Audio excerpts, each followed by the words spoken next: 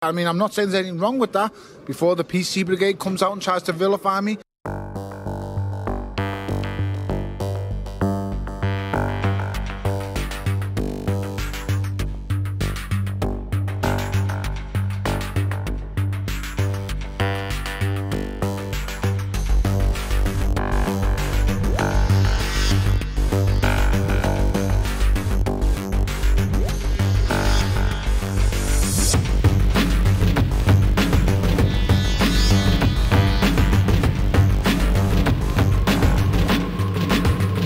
Which I can't hear nothing now.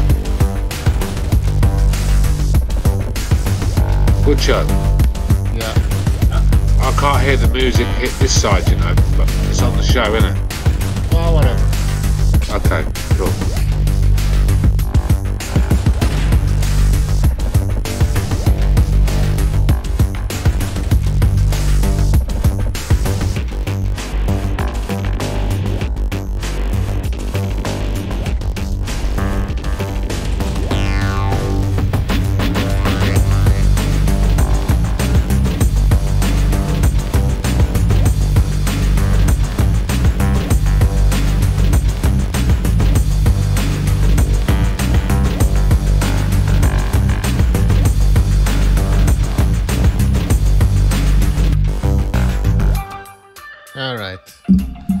Welcome to BDA Boxing, the boxing debate arena. This is King Butcher, your host, alongside with the one and only Two.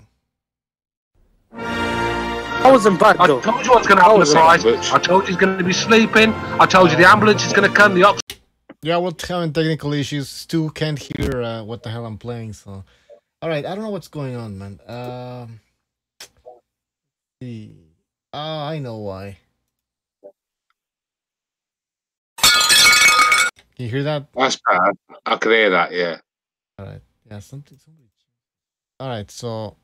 I wasn't bad though. I told you what's going to happen, surprise. I told you he's going to be sleeping. I told you the ambulance is going to come. The oxygen mask is going to come out.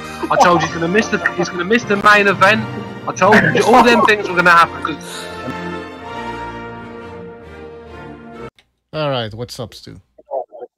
What's happening, Butcher? Not much. Late night show. There's not much to talk about, to be honest, because... Yeah, I mean, I've missed 3 shows.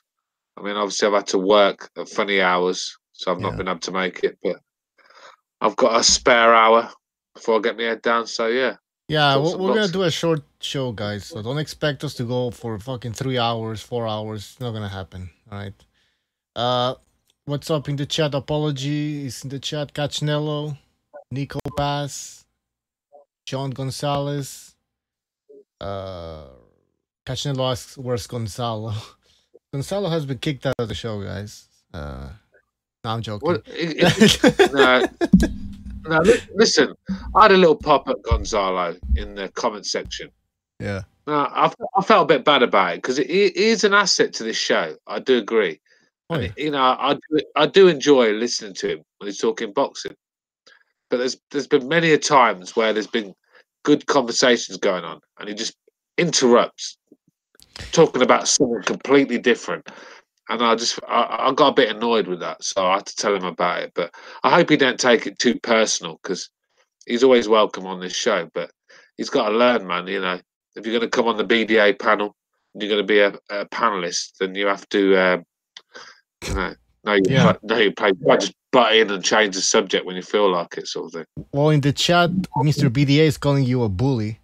And then Cachnello is saying, Stu, pick one, Gonzalo or Michael Stott. You know, I'm certainly not a bully. You know, like I said, Gonzalo, I've got a lot of time for him, and I felt bad about having a little pop at him, but it annoyed me because I was listening to something. The guys were talking about a topic, and it was getting interesting, and he just interrupted talking about the Lopez weigh-in. You know, so it annoyed me a little bit, and maybe I shouldn't have, you know, had a pop at him like that. But he's all right, man. I've got no problem with him. Yeah, he knows his boxing. If I just choose between him and Stott, I mean, there's no comparison. I mean, Michael Stott has been allowed back in the chat. Not yet. You know, BDA. BDA wanted him to come back on, and obviously Butcho mentioned it to me. I got no problem with Michael Stott being back in the chat. You know, it's a long time ago now. I'm not a sort of guy that holds grudges forever, but I'm not holding my breath to say, you know, he's going to behave. I'm sure he'll, you know, I'm sure he'll lose it again, but that's not on me. Actually, it hasn't been official. He still doesn't have his BDA citizenship, but I'm gonna do it now. So we are about to bring back Michael Stott. We're showing the benevolence that we have. You know, like Stu said, we don't hold grudges. But then again, also, you know, if you go crazy again, if somebody goes crazy, then that's it. You know, we give chances, but there's also a limit to how many chances. Yeah, and let's not pretend it. I wasn't the one that blocked him from the chat. I wasn't the one that did that. So it wasn't BDA. Yeah. I think it was Mr. BDA. BDA. He's sitting there calling me the bully, and he's the one that blocked him. That's true. I forgot about that because I didn't block him, and Stu, you couldn't block him before because you weren't moderator. So it must have been Mr. BDA. Well. I remember the show, innit? When BDA said, "I've just totally had enough of this guy, man. I can see where Stu's coming from." You know, but he's the one that blocked him, and I'm the one that's getting the grief for not letting him back on, sort of thing. I don't understand. Yeah. Like I said, you know, he can come back. No, you know, no big deal. But I'm not sure if I want him on the hangout. Nah, he's a bit. Yeah, he's a bit of a rat. You know, I don't trust the guy. So I don't even know how to unblock people. I'm trying to figure it out here. I knew there was a place. You just go to your block list. You just go to your block list. But where the fuck is it? Somebody in the chat knows how to unblock people. Please let me know. It's that section where all your comments and your messages are. You know, where you can read your comments and your messages. Community. Yeah, go to community and then go to block list. I think it's somewhere around there. Yeah, I got it. Mind you, shit, it's a bunch of people.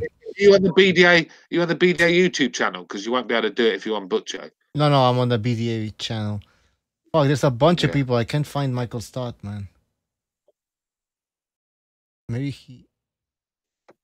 Anyways, in the meantime, Stu, so what do you think about Kovalev and his comeback? Well, comeback, if you want to call it that way. His win. Well, like I said, I had to work. Had a few personal issues to deal with. I haven't got around to catching up with the fight, but I caught a few opinions, and apparently Kovalev boxed beautifully, and I heard he won nearly every round, and hopefully, is it Buddy McGurk that's Kovalev's new trainer? Yeah, because he's definitely a trainer that likes to keep his fighters basically behind the jab than boxing. He's, you know, and maybe he's got Kovalev doing what he does best, you know, because Kovalev, when he's at range, letting his shots go from distance, he's great. You know, his straight punches are beautiful, but it's when it's the hooks and the uppercuts that look sloppy, and you know, maybe Buddy McGurk's told Kovalev, look, just stick to what you do best, and we'll take it from that. And obviously, it's worked because I actually said Kovalev was finished, you know, and maybe I have to eat my and crow a little bit, just sort of thing. But you know, because I heard he boxed beautifully and he schooled Alvarez, and maybe he's off the vodka now. Who knows? But yeah, for sure he's off the vodka. But I still think he's a bit. Kovalev's a bit weak. If you hit him like on the body and stuff like that, he's not that resistant. Yeah. And then he's not getting any younger. Yeah. You know, he's not getting any younger either. So, but still, there was a good win.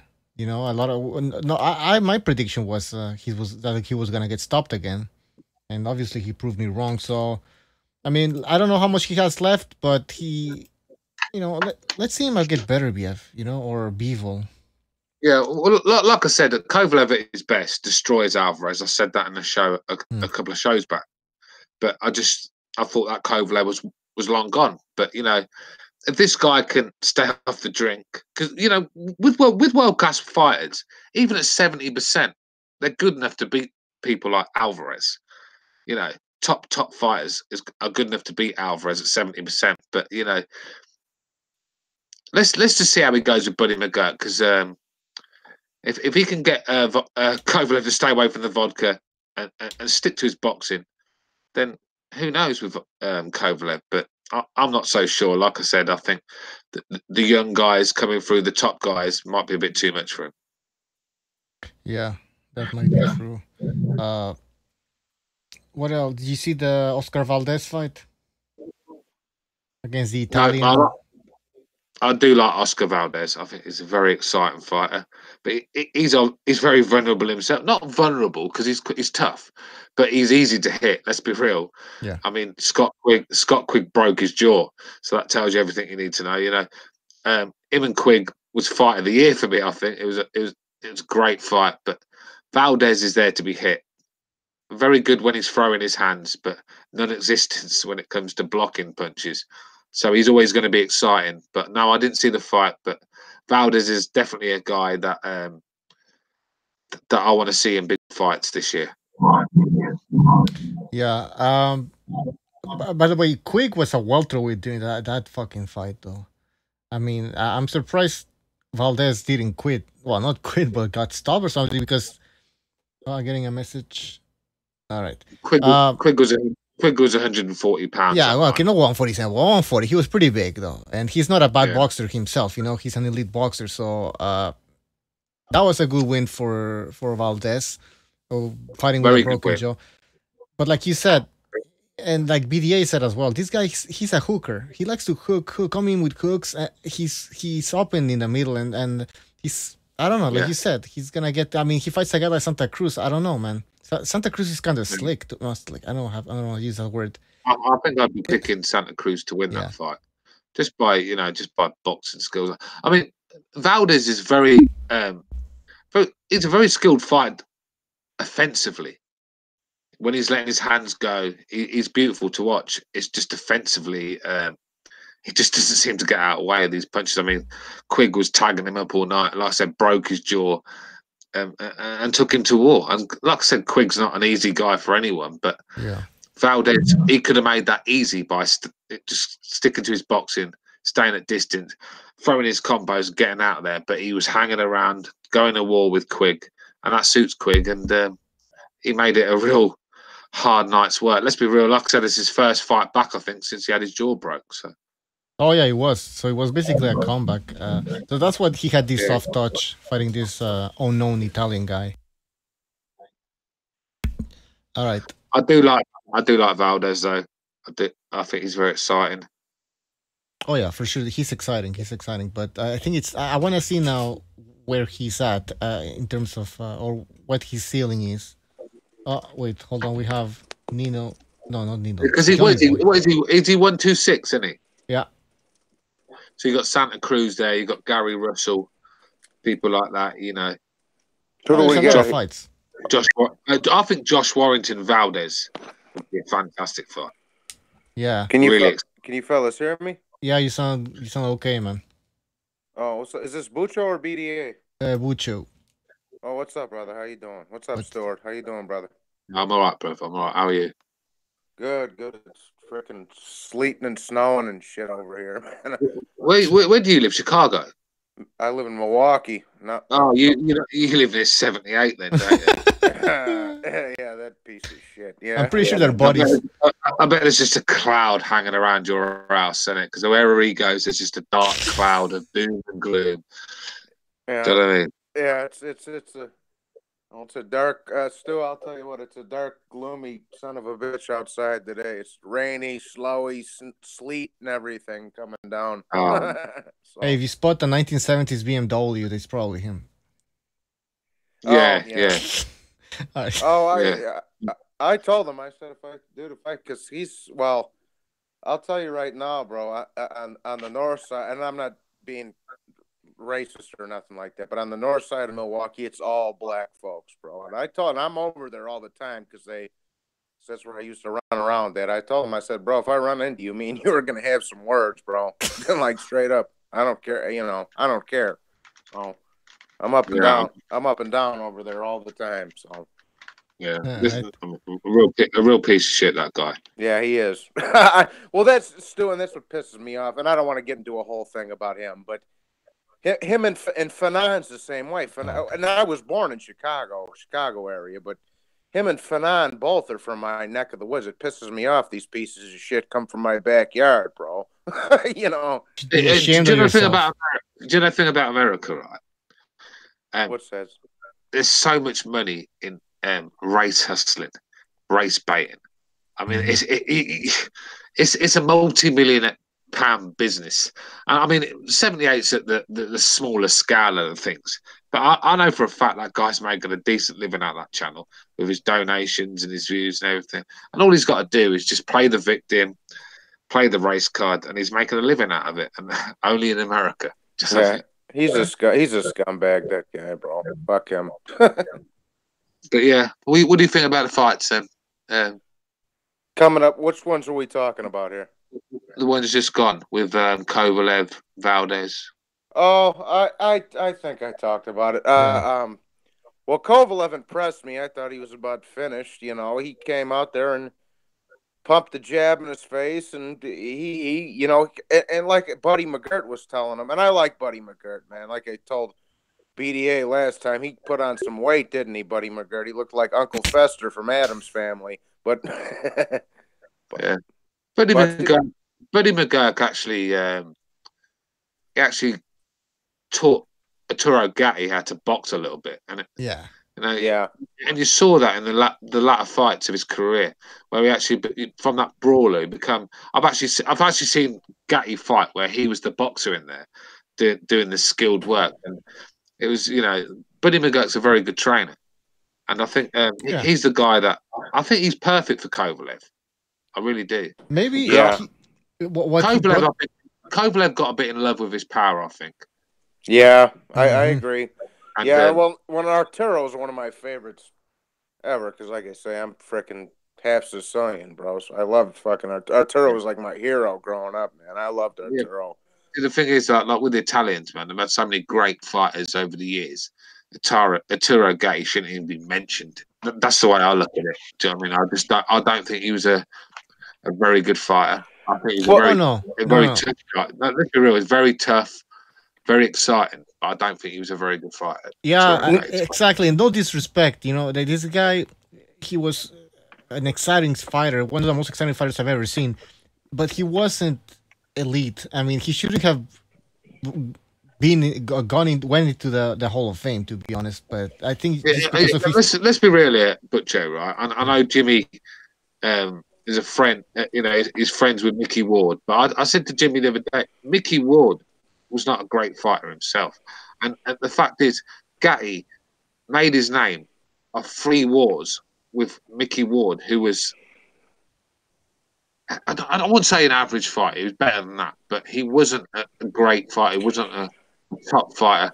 And I just think Gatti was the same. I mean, he was at that Mickey Ward level, but because he was in so many exciting fights, and because he was Canadian as well, where they bigged him up and put him on pay-per-view, he was a bigger star than he should have been. But for me, Gatti was not great. Yeah, if you want to look at great Italian fighters, then look at Marciano and Calzaghe and people like that, you know.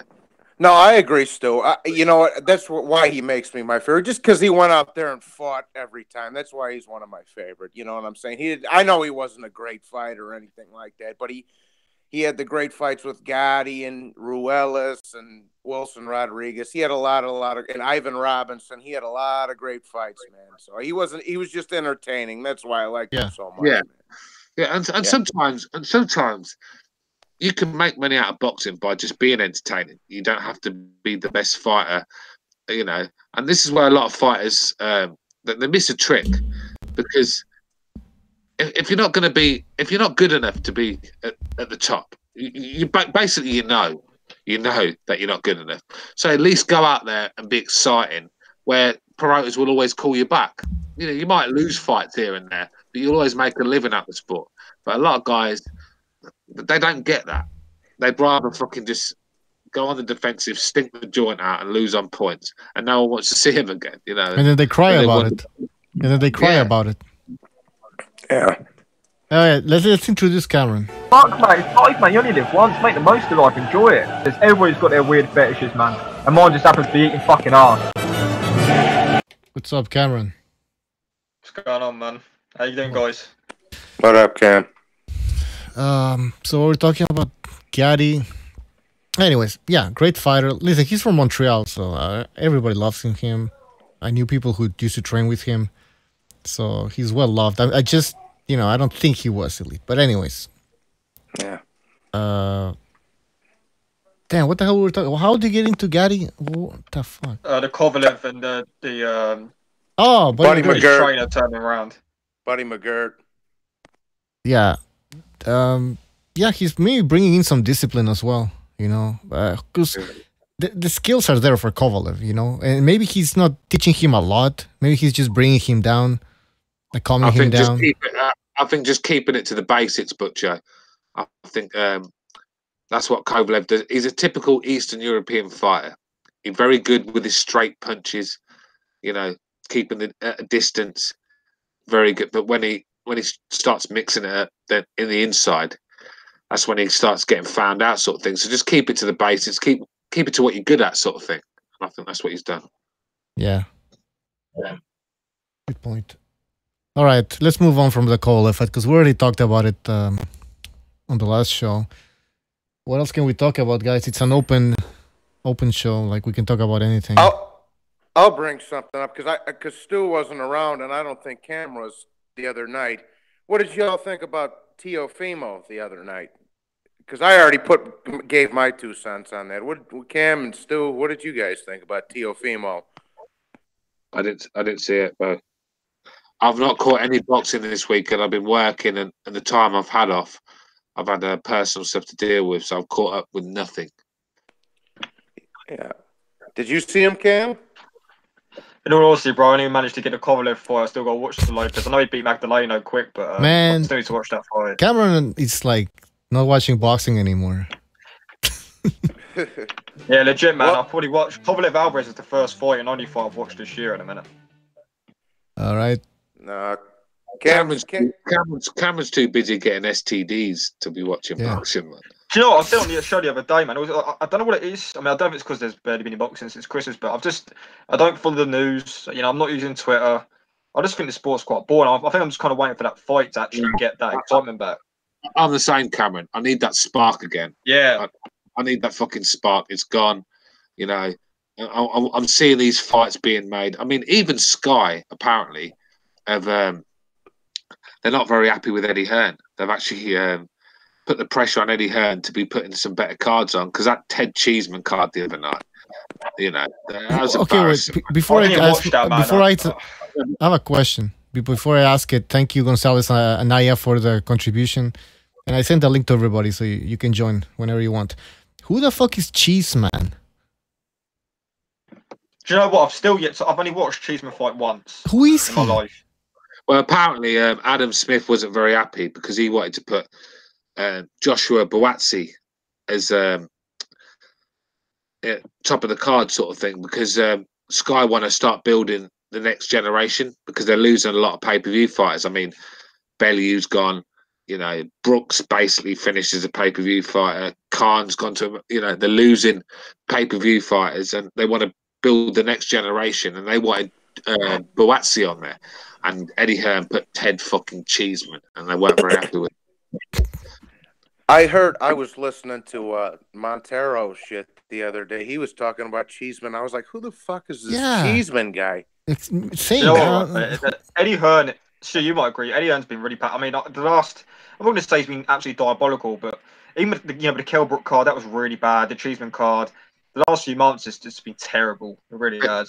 Let's be real. When you look at Eddie Hearn, right? When you look at his UK base, what has he got there really? He's got Joshua Dillian White, and then what? That's what Dylan White said that in an interview the other day. He was like, if Eddie Hearn didn't have Anthony Joshua, what is Sky? What has he got? he's put all his eggs into the DAZN. He basically took his eyeball off Sky, and that's why they're not very happy with him, because he's basically put all his energy into the zone, and he's basically neglected the Sky base, and there's no talent coming through. If Joshua's not fighting, Sky bringing no money in. I mean, well, and let me say one thing, not to change subjects, but since you guys didn't catch it, that Teofimo kid is special, bro. And Diego Magdaleno, is he a great fighter? No, but he's not a chump neither. And he beat the living dog shit out of that guy, bro. I'm telling you, because Tank Davis and Mikey Garcia don't want to fight. So I think him and Teofimo and Lomachenko is eventually going to become the big lightweight fight. That's what I was talking about the other day. John, legit question for you, because I'm not going to sit here and lie. I've not watched much of Teofimo. Like, is he a legit threat? I mean, maybe not right now, but is he going to be a legit threat to Loma? Honest opinion. Yes, I believe so. And Lomachenko's my favorite fighter, bro. And yes, I believe so. Eventually, yes. Yes. I'm not going to sit here and say I watch every fighter. Yeah. In my honest opinion, is it maybe a little too soon for him? Maybe, but the kid is special. He's got skills, bro. He's gonna be, and he's a big boy compared to Lomachenko, bro. So yes, I think eventually that's gonna be the big fight at lightweight. Yes. I think with the last fight with Lomachenko, I think someone's on the end of a good beating in the next fight. Whoever it is, he wasn't great. He knew that. He was frustrated with himself. You could see that. It was a poor performance, and I think the next guy that he fights is gonna pay for that. Well, they're saying he's going to fight Richard Kami next in the unification, because Richard Kami was on that Kovalev undercard. Kami's too. Kami, I like Kami, but he's too one-dimensional for me. Very basic offensively. Lomachenko would play with that guy.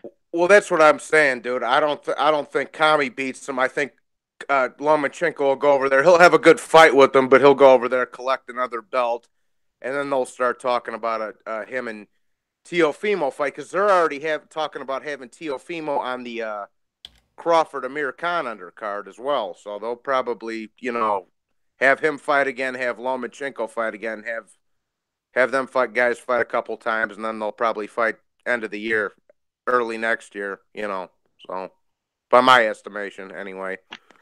How many fights has Lopez had? 12. What was his amateur pedigree like? I mean, I genuinely just not paid attention to this guy. I think he got knocked out of the Olympic trials, bro, if I'm not mistaken. I don't know who beat him. Bucho's got it up right now.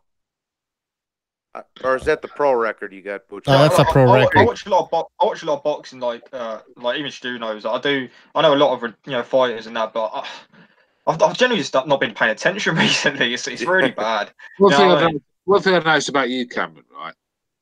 You're very knowledgeable when it comes to knowing boxers and nobodies and bums. You know them all.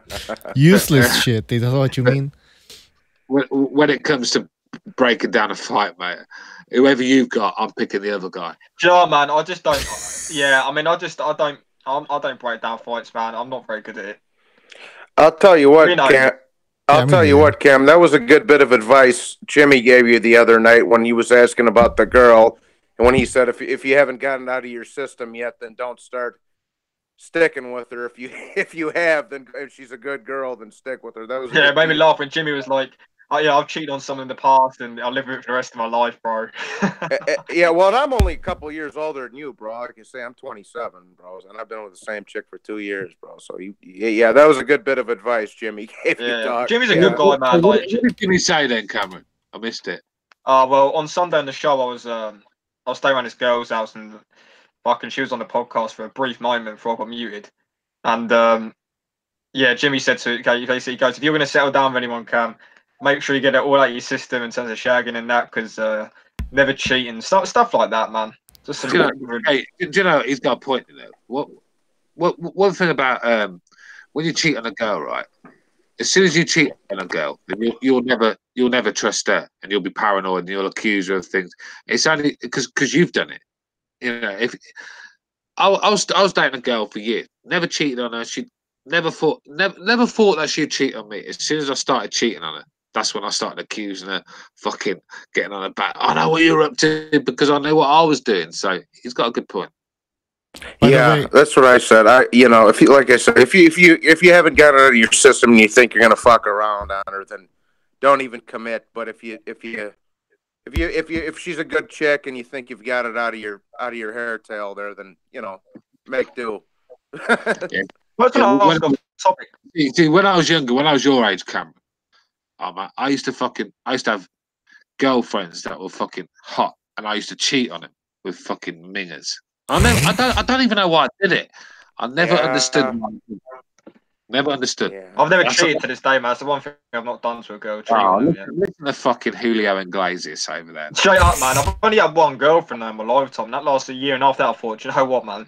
I mean, this was when I was younger, and it put me off like proper serious shit for a while. But I started dating a few girls since then, and just stepped about. But nah, man. I'm not in any rush to find anything serious. To be fair. Yeah, you are, Cameron. You're always on the fucking prowl. I'm either dating or I'm sleeping about. Is it John? Shut the fuck up. I'm either sleeping about or dating. You know what I mean? Who was that? Johnny Gonzalez? No, it's John. No, it's John Gonzalez. Maybe. Yeah. Man, John Gonzalez, who actually comes on this podcast and doesn't actually say a word any type of fucking show. Now he just left. I'm just going for experience, Cameron. As an older man, I'm giving you a bit of advice, right? I'd say out of the 10 girlfriends I've last dated, 8 have made me miserable. Nah, I'm just kind of meeting up with the one girl at the minute, but I'm just fucking going with it. Yeah, see where it takes you. See where it takes you, Cam. See where it takes you. She's not out there, Cameron. But these women these days, they're not out there, man. They're not. Hey, Cameron, how old are you? 23, bro. Well, I'm 24 in like 5 weeks. I'm 24 in 5 weeks. You know, the best girl I was ever with, I lost her at 23. So you got to be careful, man. Just a quick question. My birthday's on a Wednesday, boot show, so there best be a fucking podcast that night. I want a fucking birthday special. Cheers. When? Happy birthday, brother. On the Wednesday. Tomorrow? Yeah, No. 11th of March. Oh, okay, yeah. Yeah, sure, man. We'll do a special Cameron birthday special. and Jason Board in the chat, I'm not 60 years old, you cunt. Stu, you're at least in your 40s, I'd say, right? But at least. Just turned. Just turned 40? Yeah. Oh, man. Listen, let me tell you something now, though. Let me tell you something now. I'll still fucking pull young girls on.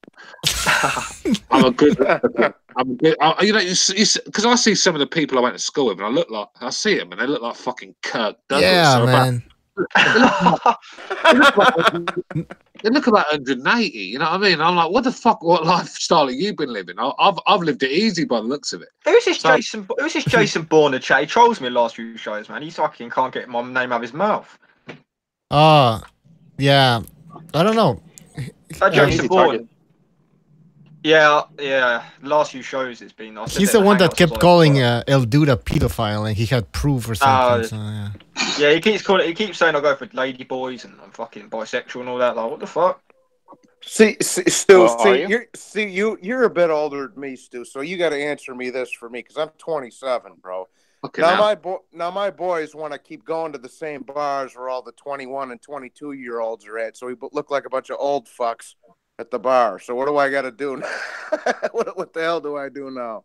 I mean, I don't know, man. My daughter's 21, and she's told me that I'm forbidden to date any girl around her age. So I try to keep her. I try to keep away from them venues where there's young girls. I like my women now. I'm at that age now where. Stu, can I ask you a serious question? Right, what would you do if your daughter brought me home and I was her boyfriend one day? Be honest. Would you like? I mean, you're not exactly the greatest guy, am I, when it comes to like what I put on this channel? Stu would be like, let's watch some fights, damn it. Just put it this way, Cameron. The pigs would be eating well that night. You to an early grave. No way would I let you go near my daughter with your STDs. Yeah, exactly. Do you know what, right? I actually sent a screenshot of my negative STR results in the Hangouts last week. Let's just get that confirmed. Bullshit. That's Photoshop. Never had one, never will. See, the Well, thing is, I can't say never Get will. down there and eat my ass. Get down there and eat my ass. when you get to my age, That bad. when you get to my age, the likelihood of finding a woman that hasn't got a child is very, very slim. So It is in my age now, bro. What? Listen, do you know the amount of people that on apps and stuff I've been on?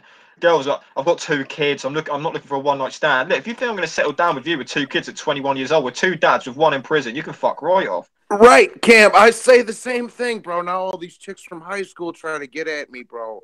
And I'm like, and they got like 3 kids with 3 different dads. I'm like, go fuck yourself. What? One's in prison for assault or armed robbery. You know what I mean? Like, nah, mate, you're alright. I had a one hitter quitter with one of my best boys' fucking older sisters one time, bro. And she's a good kid, but nowadays she's got like fucking 4 kids with 4 different dads. I'm like, you can fuck off with that shit. I mean, when you date these girls, you know, there's always some snotty little kid getting in the way, isn't there? You'll be sitting there fucking banging it away. Fucking next minute, the kids come through the door. You know, I can't be done with that, man. You know, they're not. But when you're at my age, you will not find. It's very rare you'll find a woman that hasn't got kids. So you have to go and play the fucking daddy role if you want. To. Fuck that. I've got this fucking scenario. Like, I say to I was speaking to this girl on this app, and like I said, she had 2 kids. With 2 different fathers. I was like, right, look, sorry, but when this is not going to go anywhere. And she was like, oh, you're so discriminating. I thought to myself, look, I have this image in my head of actually meeting a girl who's got no kids, but I don't have to worry about another fucking man's kid and another fucking man in your life forever. So get to fuck, you know what I mean? Fucking idiots. Yeah, you know, it's not about fucking playing the daddy daycare sort of thing, is it? Really? All right, we have Gonzalo. What's up, man? Hey, how you doing? No, I said Gonzalo. Nobody cares about you, man. John, come on. He's talking about the Gonzalo that actually brings something worth talking about to the show, John. I do all the time. Hey, what's up, guys? What's up, bro? man? Doing all right, he's got a picture of Donny Yetes this time, is it? Yeah, that's Brian Gloria, sorry. What's up, amigo Gonzalo? How you doing, brother? Hey, how you doing, Ronnie? Yeah, Gonzalo, I interviewed Brian Gloria a few times, man. Good guy, right? Yeah, he's cool. Yeah, man. Gloria. Good fighter. I used to be a fan of him. His fights were entertaining. Hey, Gonzalo. Yeah. I apologise for that comment in the chat, you know, bro. I felt bad, you know, because you're a good guy and you are an asset to this show. You just annoyed me when you interrupted that time, and so I thought I'd have a little pop at you. That's me, you know. Yeah, I understand I can be like that sometimes. I just try to. I honestly don't think you mean to do it, but you know, you do have to try and hold it back a little bit, because when there's conversations going on, good topics going on, you know, you can't just butt in and talk about the Lopez weighing or something like that, you know what I mean? Zapata in the chat says that Gonzalo is drunk. Are you drunk or just tired? No, I have a cut on the inside of my mouth. I bit my lip, and I've been sick. Lately. All right, the excuses. Yeah, and I just woke up as well too. It's early here. You know, I got the Wi-Fi and put Netflix on, and I've been watching movies with my wife. She's very grateful. Oh, we got Wi-Fi. We got internet now. She's never had anything like that. So, you know, we're watching movies. Did you find anything good on the Netflix, Gonzalo? Anything worth watching? Because I got to get that shit. I don't even have Netflix. Like I say, I'm retarded with this new computer stuff, bro. I don't know what I'm doing. Well, for now, I'm putting movies for my wife that, like, some of my favorite movies of all time. So she can watch those, you know, because there's a lot of movies I've seen through the years. A lot of them I can't find. Like, I put in to see, let's see, for example, what's a movie that I wanted for her to see? Michael Douglas, you guys were talking about him right now. Falling Down and The Game. That's a good one. Oh, yeah. Hey, John. But I couldn't find them. John, everyone in the chat is refusing to accept that you're 27 years old. And to be fair, you do sound you sound like Carlo Gambino. Tony Ricardo. Yeah. I just everyone's refusing to accept that you're 27 in the chat, so that's what they. I just turned 42 still myself. November I turned 40. You look good for 42, bro. I'll give you that. You do look good. Yeah, I turned 40 November, and I was gonna be the father for the first time here in the Philippines with my wife, and she was 8 months pregnant, and on my birthday. Yeah, I look younger. On November 8th. Late 20s, man. Yeah, November 8th was I turned 40, and that day we went for the doctor's checkup, and my baby was dead. Shit. They had to, yeah. Sorry about that, man. So, do you have any children? Do you have any children now then? No, that was gonna be my first child. Oh damn. Excited because I'm from Tijuana, so like I grew up with Eric Morales when I started training. He's from the same neighborhood. So like when he fought Pacquiao, I was like, man, the Filipino fighters, they're something else. I became a fan. So like I decided to come here. My wife is religious for one, so I came here and she's a good woman and everything. But it's like, okay, so what I kind of planned was to have a baby, and it was turning out.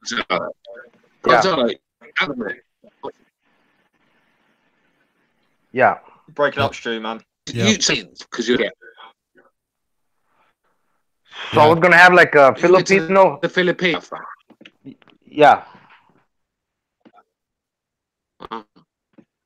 You're kind of breaking up. Cutting out, Stu, man. If you're there, you're cutting out. Carry on.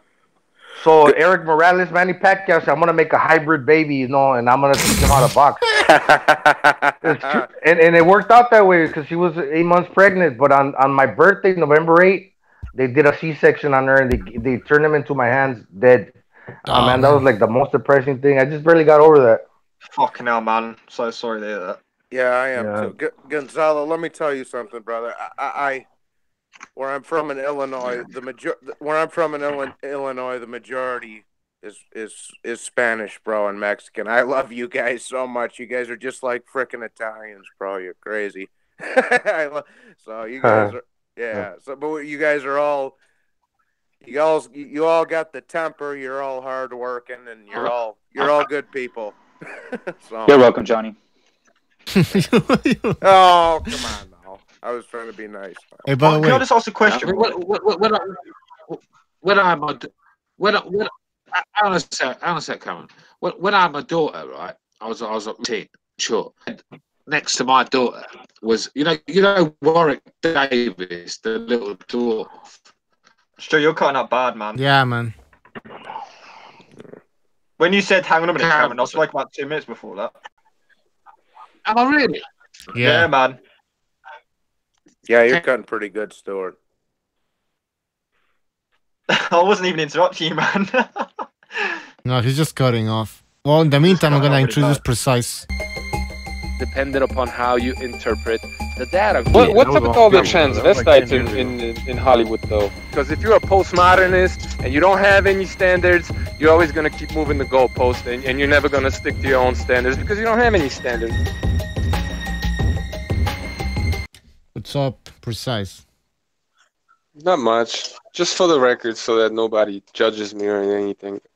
I like the transvestites. Hey, you too? Yeah. Hey, Precise, no problem with. You put your hand up her skirt and you're holding a tree trunk for. Oh. Terrible. I'll tell you what, some of them look better than the women these days. Oh. Oh no. They look better. Why did I do this? Why did I do this? Yeah, you opened the can of worms. No, that's it. No, we're not going there. We're not going there. Are you guys still talking boxing tonight, or? Yeah, well, too late for all that? Well, you have any topics? Bring it on. Well, there's rumors about certain fights happening. I don't know if you guys talked about that at all, but Beterbiev wants to fight Sergey, and he's always been wanting to get that revenge in the pros. So that's a good fight. ESPN, yeah, it is. It's a. I think I favour Kovalev in that fight, though. Yeah. Beterbiev's so inactive, man. I don't think he's great his last fight. Johnson either. Yeah, I'd favour Kovalev in that fight, but Beterbiev's very vulnerable, man. I mean, let's be real. Callum fucking Johnson dropped him. I mean, if Kovalev lands clean, mate, he's sleeping it. Kova in his prime was dropped by Caparello, and also what's that dude's name? Boone, I think, dropped him allegedly. So you know, and if nothing else, Beterbiev hasn't taken any beatings really in the pros, and Kova has. I think that'd be a good fight. Beterbiev got dropped. Sorry, John, go on, man. No, I was just going to say, Beterbiev and Kovalev, I think that'd be a pretty decent fight, truth be told. They're both up there in age. They're both up there in age, too. Exactly. Yeah, Do you not think that'll be a fight if whoever lands the first big shot? Because Beterbiev got dropped by Jeff Page early on in his career. Yeah. I think Beterbiev's strength and work rate might be a little bit too much, but I wouldn't be surprised if Kovalev landed with a straight right and KO'd him. So it's one of them fights where I'd love to watch it. It's a 50-50 fight for me. Yeah, that's a good fight. That'll be a fight where I'd be on the edge of my seat because whoever lands, you know what I mean, anything could happen. If Kova fights like he did the other night, I mean, we didn't really get to see too much because Alvarez was afraid to open up, man. Because Kova, you know, like the way he dropped Andre Ward, and I think the way he dropped Hopkins is by taking moving back and then stepping back in with shots. And I think that's why Alvarez wasn't really. We could say, oh, he didn't try hard enough. No, it's because Kova was always looking to catch him with something when he was coming in. And I think that would be kind of the same case with Beterbiev. Somebody would have to sell out in that fight, man. Yeah. Kovalev's at his best at range. I've always said that. When he keeps it at range, keeps it behind the jab, very, very hard man to beat. It's when he gets inside and tries to slug it out. I mean, RJ Ward sort of like, I know it was terrible tactics and it was cheating tactics, but he sort of bullied him on the inside sort of thing. And I think Kovalev, I think he does his best work at range. So, yeah, that's a very interesting fight. Yeah. But Beterbiev has to fucking move on, man. That guy's been around forever. Well, and Stu, like you say, when him and Ward were fighting, when they would get on the inside, Ward would wrestle with him and hold his arms and twist his arm around and all this kind of bullshit. So, yeah. Europeans don't do that. Yeah, well, exactly. Well, that's what I'm saying. Exactly, bro. Yeah. But to Stu's point, you know, he'd probably be best off fighting at range, I think. Just between a little thing in the chat. Sorry, Gonzalo. I was also in the chat that speaking of, because Precise brought him up, Darnell Boone, they're saying that he's the best journeyman and he's knocked everyone down. He's one who knocked out Stevenson. He knocked down Ward, Kovalev. Basically knocked out all the top light heavyweights. He's a very good journeyman. Very good, very, very good journeyman. He knocked out Stevenson and Low Place there in one punch, but yeah, Kovalev is Oh, damn. Oh, he drops off. Danger in good, the position good. to punch. Well, and they're also talking about the 11 little snippets. Now, this good work Ward doing. The fuck? What the hell is that? Good work. You guys didn't see it? Nice body shot. Nice inside fighting right there. Foot is in position away from trying to stay as far as possible from that right hand. Limit his fighting in the one-handed You didn't see this video? And the defense. Am I listening to Mob Deep over here? Or what's going on? Nice jab. Nice duck right there. The guy who's breaking down the Kovalev Ward first fight. And, like, I think that's the video that Precise was talking about. Apology found it. Embarrassing how you could even break that fight down and find things that Ward did was good. I mean, like I said, Kovalev's lack of fitness actually cost him in that fight because if he'd have kept the pressure on that he was doing earlier on, there would have been no argument. But unfortunately, he faded and Ward was allowed to steal rounds. Horrible, man. That put me off boxing for a long time, that fight. Yeah. Yeah. It's just people making excuses. And this guy's breaking the video down. Like, Ward's not even landing any clean punches. And like, oh, great work. It's like, come on. And then Ward is putting his elbow on Kovalev's like neck area. And he's not saying shit. It's like, oh, great. He's controlling Kovalev now. It's like, what the fuck? That's an illegal move, man. And then somebody called him out in the chat, and he just didn't reply. Like fuck. I see Ward the other day in an interview. He's looking old, man. He look like fucking Quincy Yeah. Jones. He does. He's putting on weight. That's why. You start putting on weight, you start looking older. Go away. Go away. And Bucho, real quick, they're talking about having Vosdick versus Marcus Brown too, and I think that's a decent fight to tell you the truth as well. That's a great fight. Yeah, very good fight. I agree. Yeah. I don't know what would It's a pick great division, man. If they could make all these fights happen. Yeah. And now that Stevenson's gone, we can have some fights going. You know. 'Cause he's not. It's true. He was like. He had the whole division on lockdown, man. See, but he did fight Jack and Gvozdyk in the end. Oh, in the end. Okay. Only because he had no choice, bro. I'm trying to be nice to the guy in a coma, you know what I mean? Yeah, but he was at the end of his career, right? If he wanted to cash out with some big fights, right? Because he knows he didn't have long left. So that's when he took the big fights. But let's be real, he was champion for years. He was allowed to hold that belt and fight nobody. And I mean, he was probably one of the worst champs we've had for years, man. I don't care what low places said, man. So it's a good thing. Obviously, it's not a good thing that he got hurt like that, but it's a good thing that his belt's been taken off him and frees it up a little bit, because this guy wasn't looking to fight any of the top guys. Exactly. Yeah, he was a champion for 5 years. Yeah. Just milking. 42, so. Yeah, just milking the title. Yeah. Milking the belt. Oh man. Hey, any of you guys know what Alvarez, the guy that fought Kovalev, Elediera, he's Colombian. He lives in Canada, but I wasn't too sure actually. What's the language he was speaking? Was that French? Spanish. In his corner. In the corner? No, it wasn't Spanish. No, it it's French. Weird accent. He speaks. He lives in Montreal. Alvarez speaks French because I interviewed him and he was speaking to me in French. Yeah, I've seen interviews. His French is broken a bit, but yeah, I've seen interviews as well. Yeah, well, whatever language it was, it didn't really help him, did it? Nah. Let's be real. Yeah, no, that was French, bro. That was pure French they were talking, because I was like, what the hell? And then, Not according to French people. They'd say that's some fucking Quebecois bullshit. Yeah, it's Quebecois. And then Spanish, like it's a mix. See, the thing with Alvarez, right? Because he got the KO in the last fight. I've seen it so many times with rematches. They think because you knock a guy out in the first fight, all you got to do is just go in there and land, and it's over. And that's what Alvarez tried to do. It was all about trying to land that big shot, and Kovalev was too smart for him at the end of the day, and he was terrible, Alvarez. You gotta blame his corner as well. It's because Kovalev, first and foremost, he's a boxer. Who's having a piss, power. man? Yeah. He has power. That's the difference between him and all these boxers that pop shot and have no power. He can actually do that and you know, just be doing his things patiently and putting his jab out there and pop shotting, but these pop shots have a lot of power behind them. So yeah.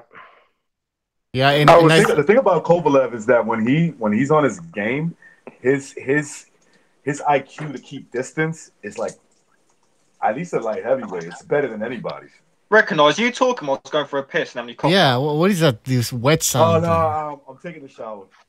Oh man, again? You took it to us naked? Come on, man. When Recognize was talking, Johnny's picture was coming up. I'm thinking, is Recognize fan Johnny? That threw me. Gonzalo said he was talking French. Yeah, that threw me off a little bit too when he was talking French, because I thought he was going to come out. He lives in Canada, no? Yeah, he lives in Montreal. So, like, okay, for instance, like Bucho, you would know this. You're of Spanish speaking descent. Yeah, you're Mexican. Yeah. Do you know how to speak French because you're in Canada? Yeah. Yeah. So you see, I've known a few Spanish people, like even Puerto Ricans. It's weird, and they be like, "Yeah, I know how to speak French." They're from Canada. Oh yeah. I'm like, wow, that's fucking impressive. Yeah, that threw me off. That threw me off, bro. I figured fucking Alvarez was gonna come out here and be like, "Oh, this maricon motherfucker." No, you know what, Johnny, threw me off too, because I thought for a second he was speaking like Aborigines or something. Yeah. Oh yeah,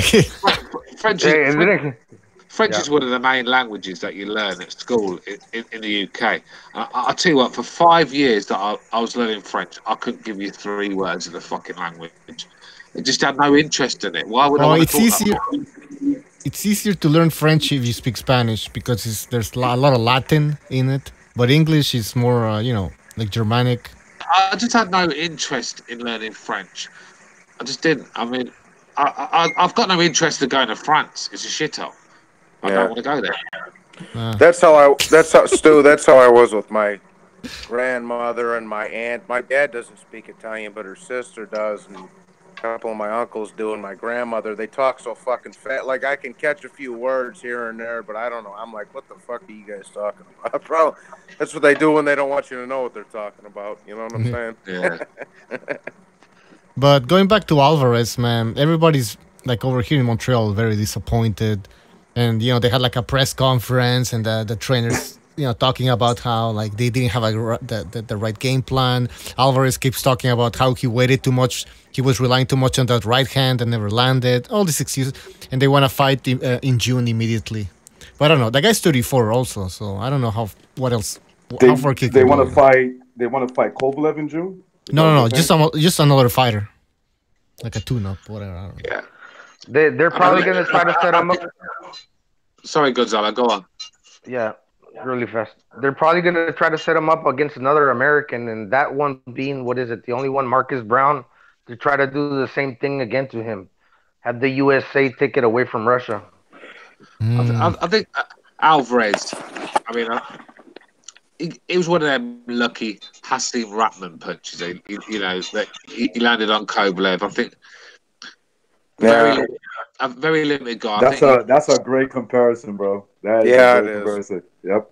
Yeah, that's what I saw. I saw a guy that got a lucky punch, a lucky win, and then when the rematch came, just totally out of his depth because the guy was more dedicated. He took him more seriously. I mean, look what happened when Lennox got hold of Ratman in the rematch. I mean, yeah, he put him to sleep like he was supposed to. Like, it was gonna happen. It was just like there was claret all over the canvas, weren't there? Pissing out of his lip.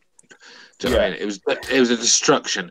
And I think Kovalev, I think he came in this rematch more dedicated, more focused, stuck to his boxing, and I think we saw the levels on the night. I think Alvarez very, very overrated.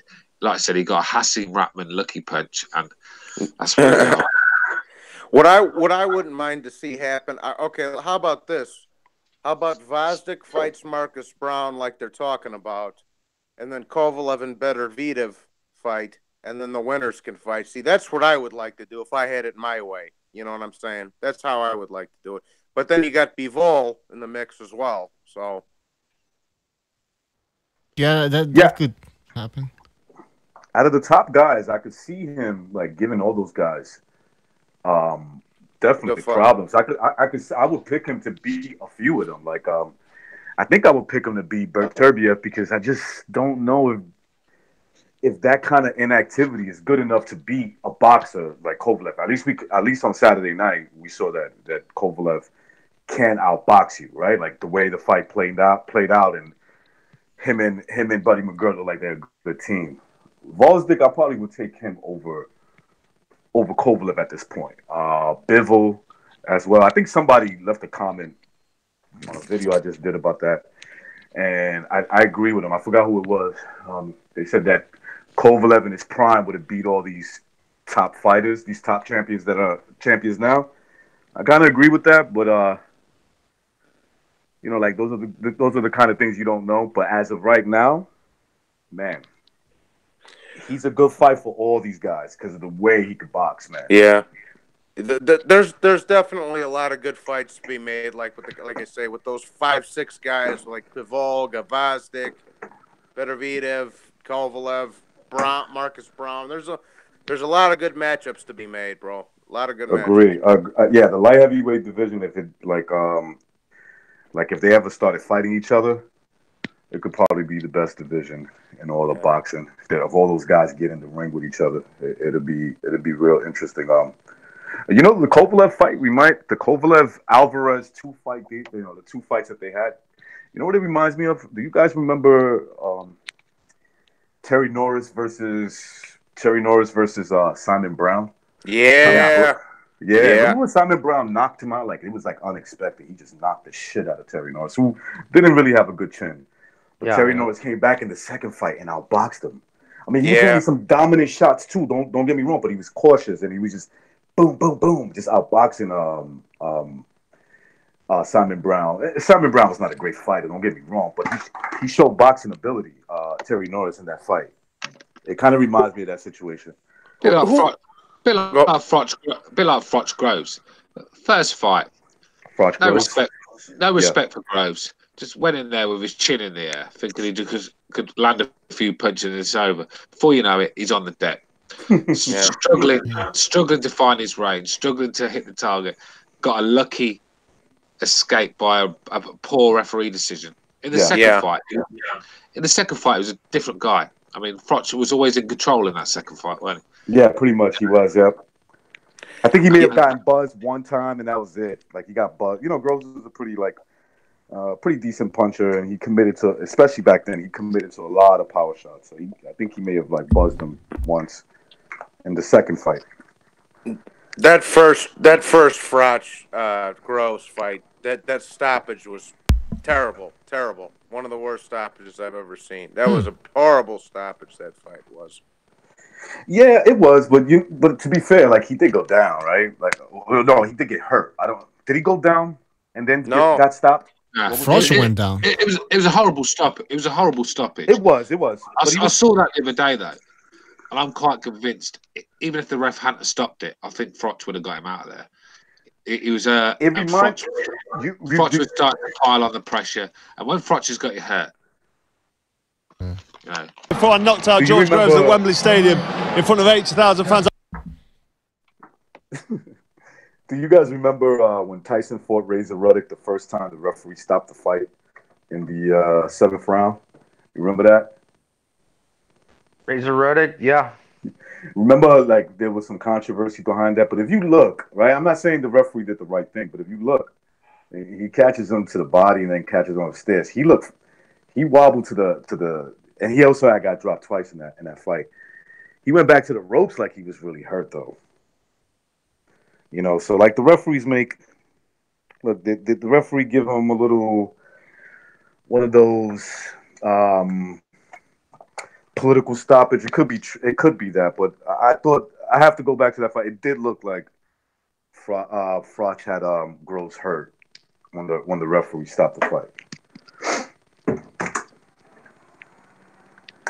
Yeah.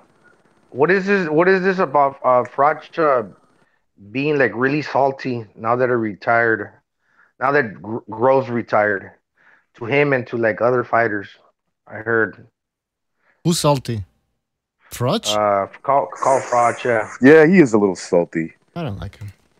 Yeah, I never liked him either.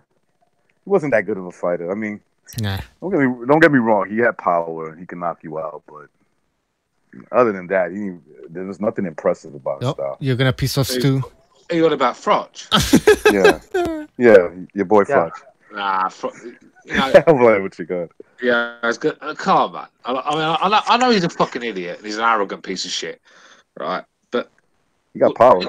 When you look at his resume, this guy, not a great boxer, but he always found a way to win. Yep. He did the tools he had, he made the best of it.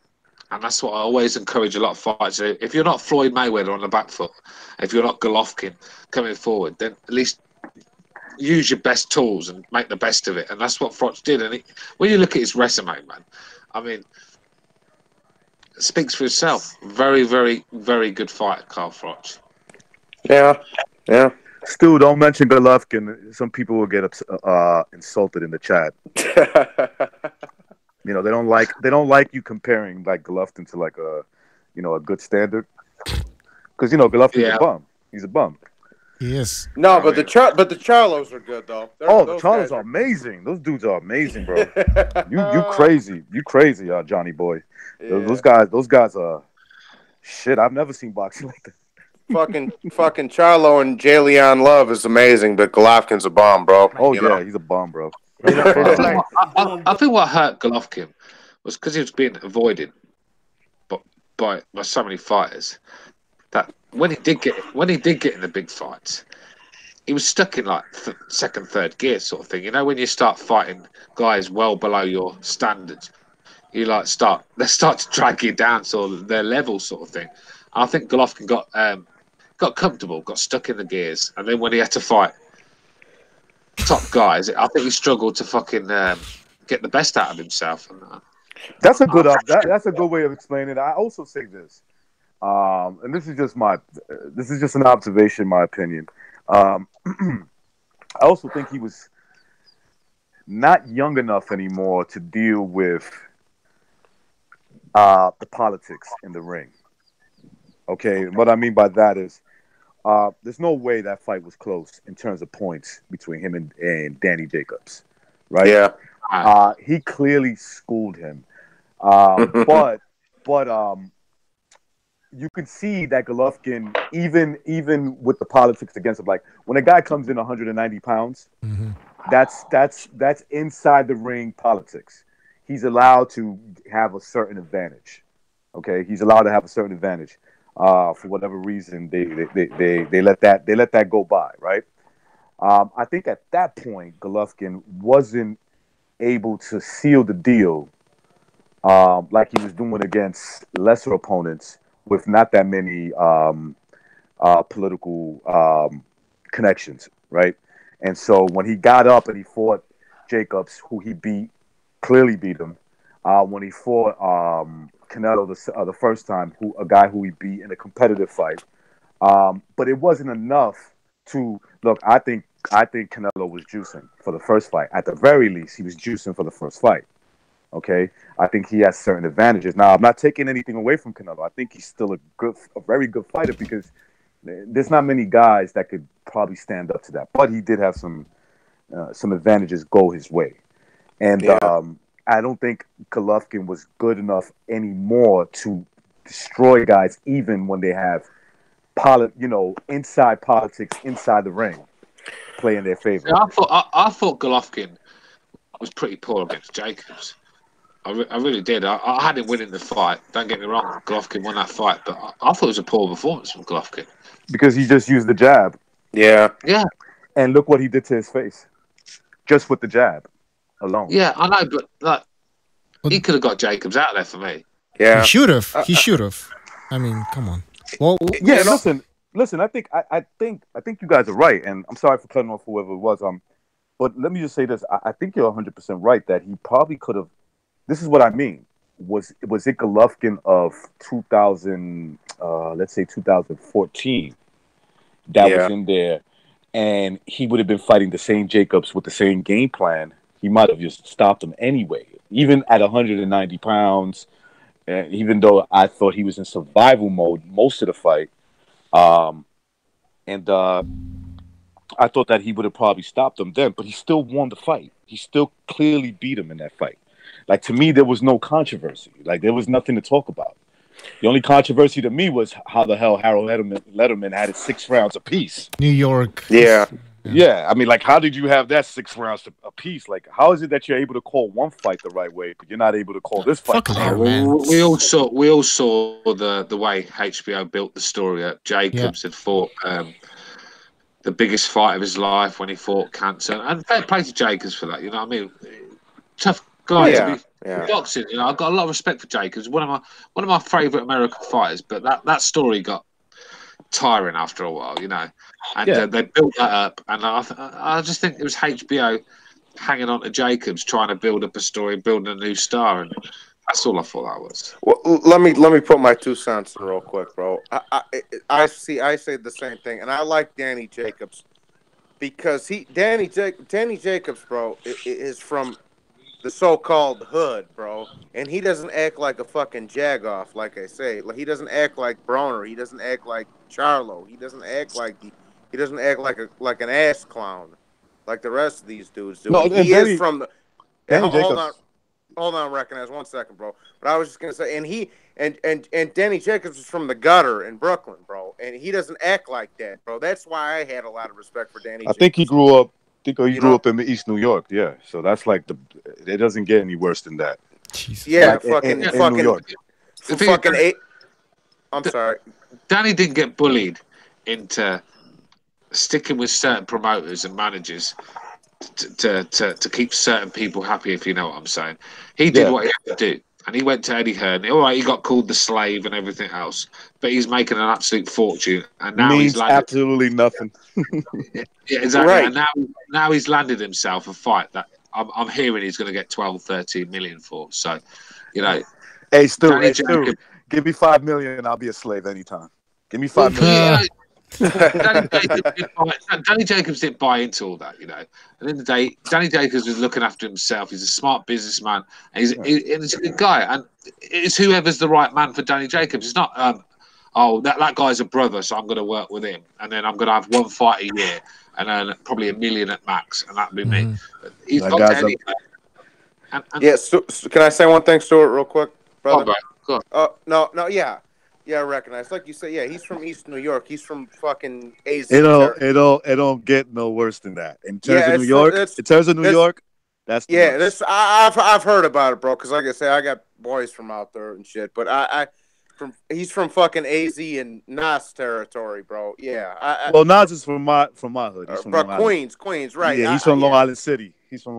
But no, I know what you're saying. Like, but look, what you're saying is that this guy, look, when it comes to like a certain city, he came from a real bad area, right? It's like one of the worst areas that you can come from, and he made it out. You know, he had a talent. He had a box. He was athletic, right? He used his athletic ability to get him out. Yeah. And so he doesn't care about somebody calling him a slave when he's getting a $10 million deal. I think people underestimate his last 2 wins as well. I mean, very, very difficult fighters, you know, to beat. You know, right? Amateur pedigree, that Eastern European amateur pedigree. Very tough guys to beat. And Jacobs, you know, he had his hands full with them guys, and he's had 2 good wins, and now he's got himself a big fight. I mean, let's be real. Jacobs is earning like probably 12, 13 million in his next fight, where Charlo is probably going to earn 200,000.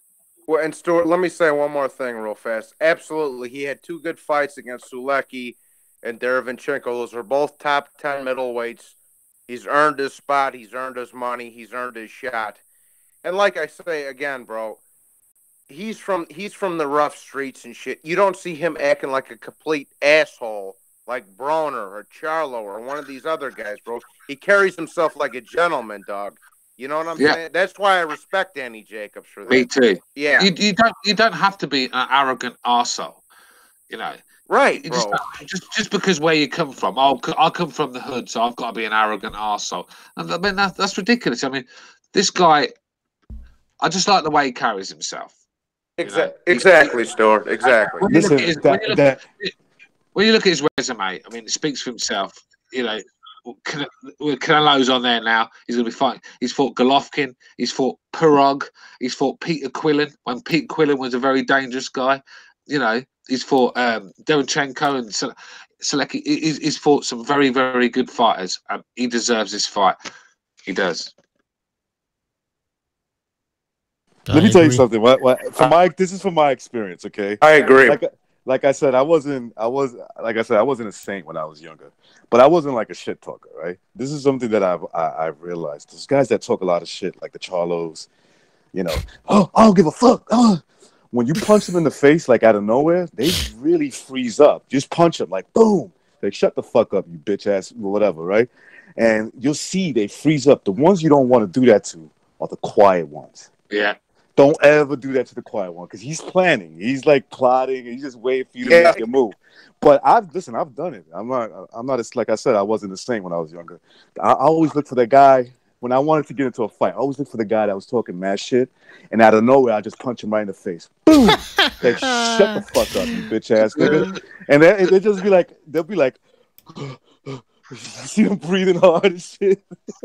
The thing is, so my friend was talking about this. My friend said to me, he goes, a lot of guys that, you know, shout and scream and stick out their chest, they do that to actually avoid fights because a lot of people back off when when you act like that. It's when the guys stand up and they still want it. That's when you got to get worried, sort of thing. But a lot of guys do that to get out of fights, and it's usually them and the cowards.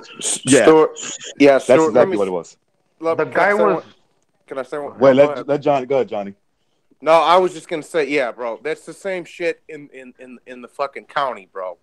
Them dudes will bark, bite, and baller and fucking shout until the fucking guards come over there. Then they don't want then they don't want to fight no more. You know, and I'll just keep it quiet. You know, come on, bro. Come meet me in the fucking bathroom. Let's, you know, you really about something. You're really serious about something. You know. Yeah. What stood out about the Charlo was you guys seen the press conference when he was speaking and he said that, you know, he didn't even play video games because he didn't like losing. He started bawling. Jesus Christ, come on. He started what does that tell you about his character? He started crying in front of the national TV. So I mean, it's like, wow, you know, this is the guy that you choose as your what's the word, to idolize, you know. And so what's going to happen when he faces more adversity? This is the problem. Hey, this is the problem with a lot of American fighters. They've been spoiled from when they're children. Everything's gone their way, and when they lose, they can't accept it because they have to find someone to blame. It's never there. And this is American fighters are so spoiled, and this is the problem. When they get put in the deep end, this is why a lot of them are fouling. But you want to know something? It's not. It's Stu. I agree that a lot of American fighters behave that way. But look at Timothy Bradley. I know I'm using one example. Timothy Bradley understands. He's the kind of man that understands that winning and losing is just a product of you giving it your all in fighting. When you see these dudes are not really. They're boxers, but they're not built mentally, right? They're not built to take adversity. They're all fucked up. Right. They need coaching. They need somebody to coach them. Like, don't worry, son, you're gonna be all right. Go ahead and cry in your room, and you know, and stuff like that. Where Timothy Bradley, I'm sure he doesn't feel good about losing, but you could sit back and talk to him and say, "Yo, son, listen," and he's not gonna be crying. This is what you did wrong. This is what I think you need to do. You fought a hell of a fight. You wasn't scared. You were throwing punches. A bit like Sean Porter. You gave it your all, bro. You gave it your all. Yeah, a bit like Sean Porter, bro, isn't it? Sean Porter's the same. Oh, hell yeah. Sean Porter for sure. Well, Sean Porter was raised with his father. Yeah. You know what I'm saying?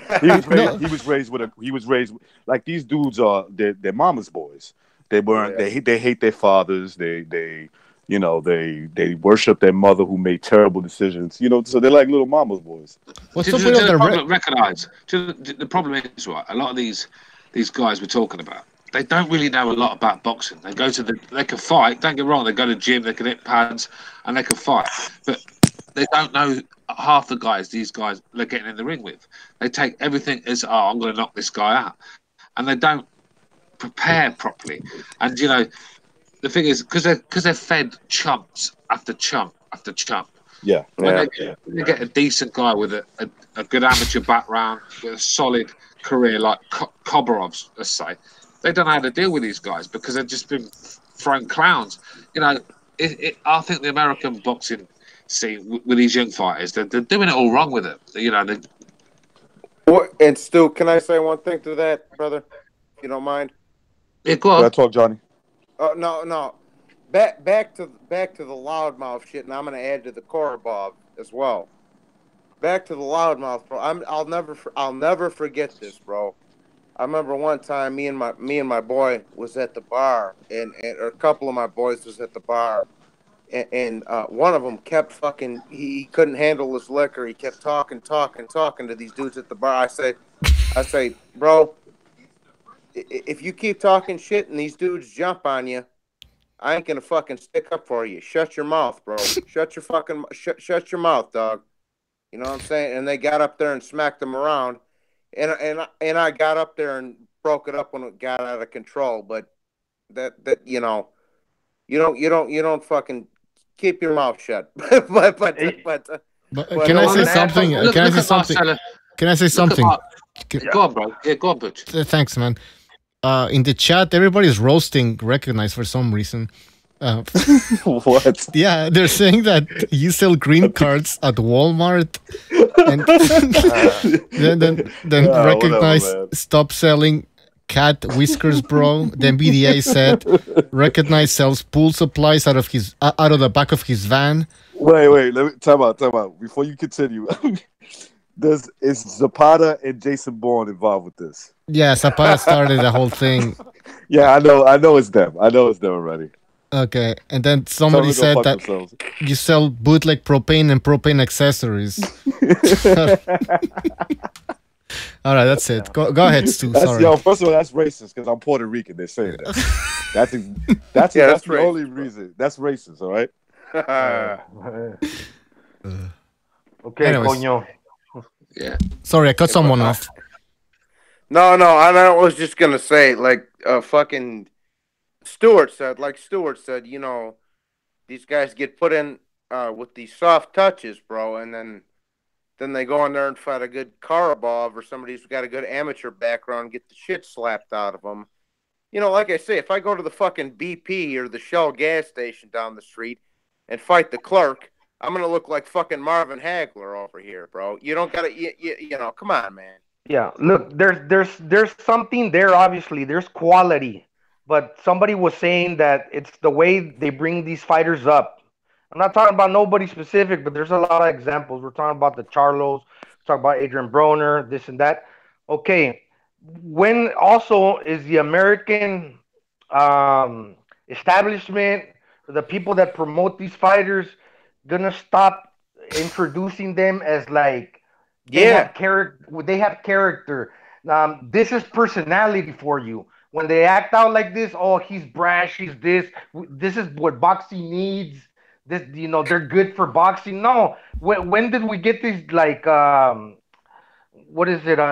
This mentality that's what people are actually looking for. Because they sell that, and obviously they think there's a market for that, and there very well might be, you know, a market for that. A bunch of people that cater to that, but that's not the boxing in its entirety. So you kind of segregate your fan base.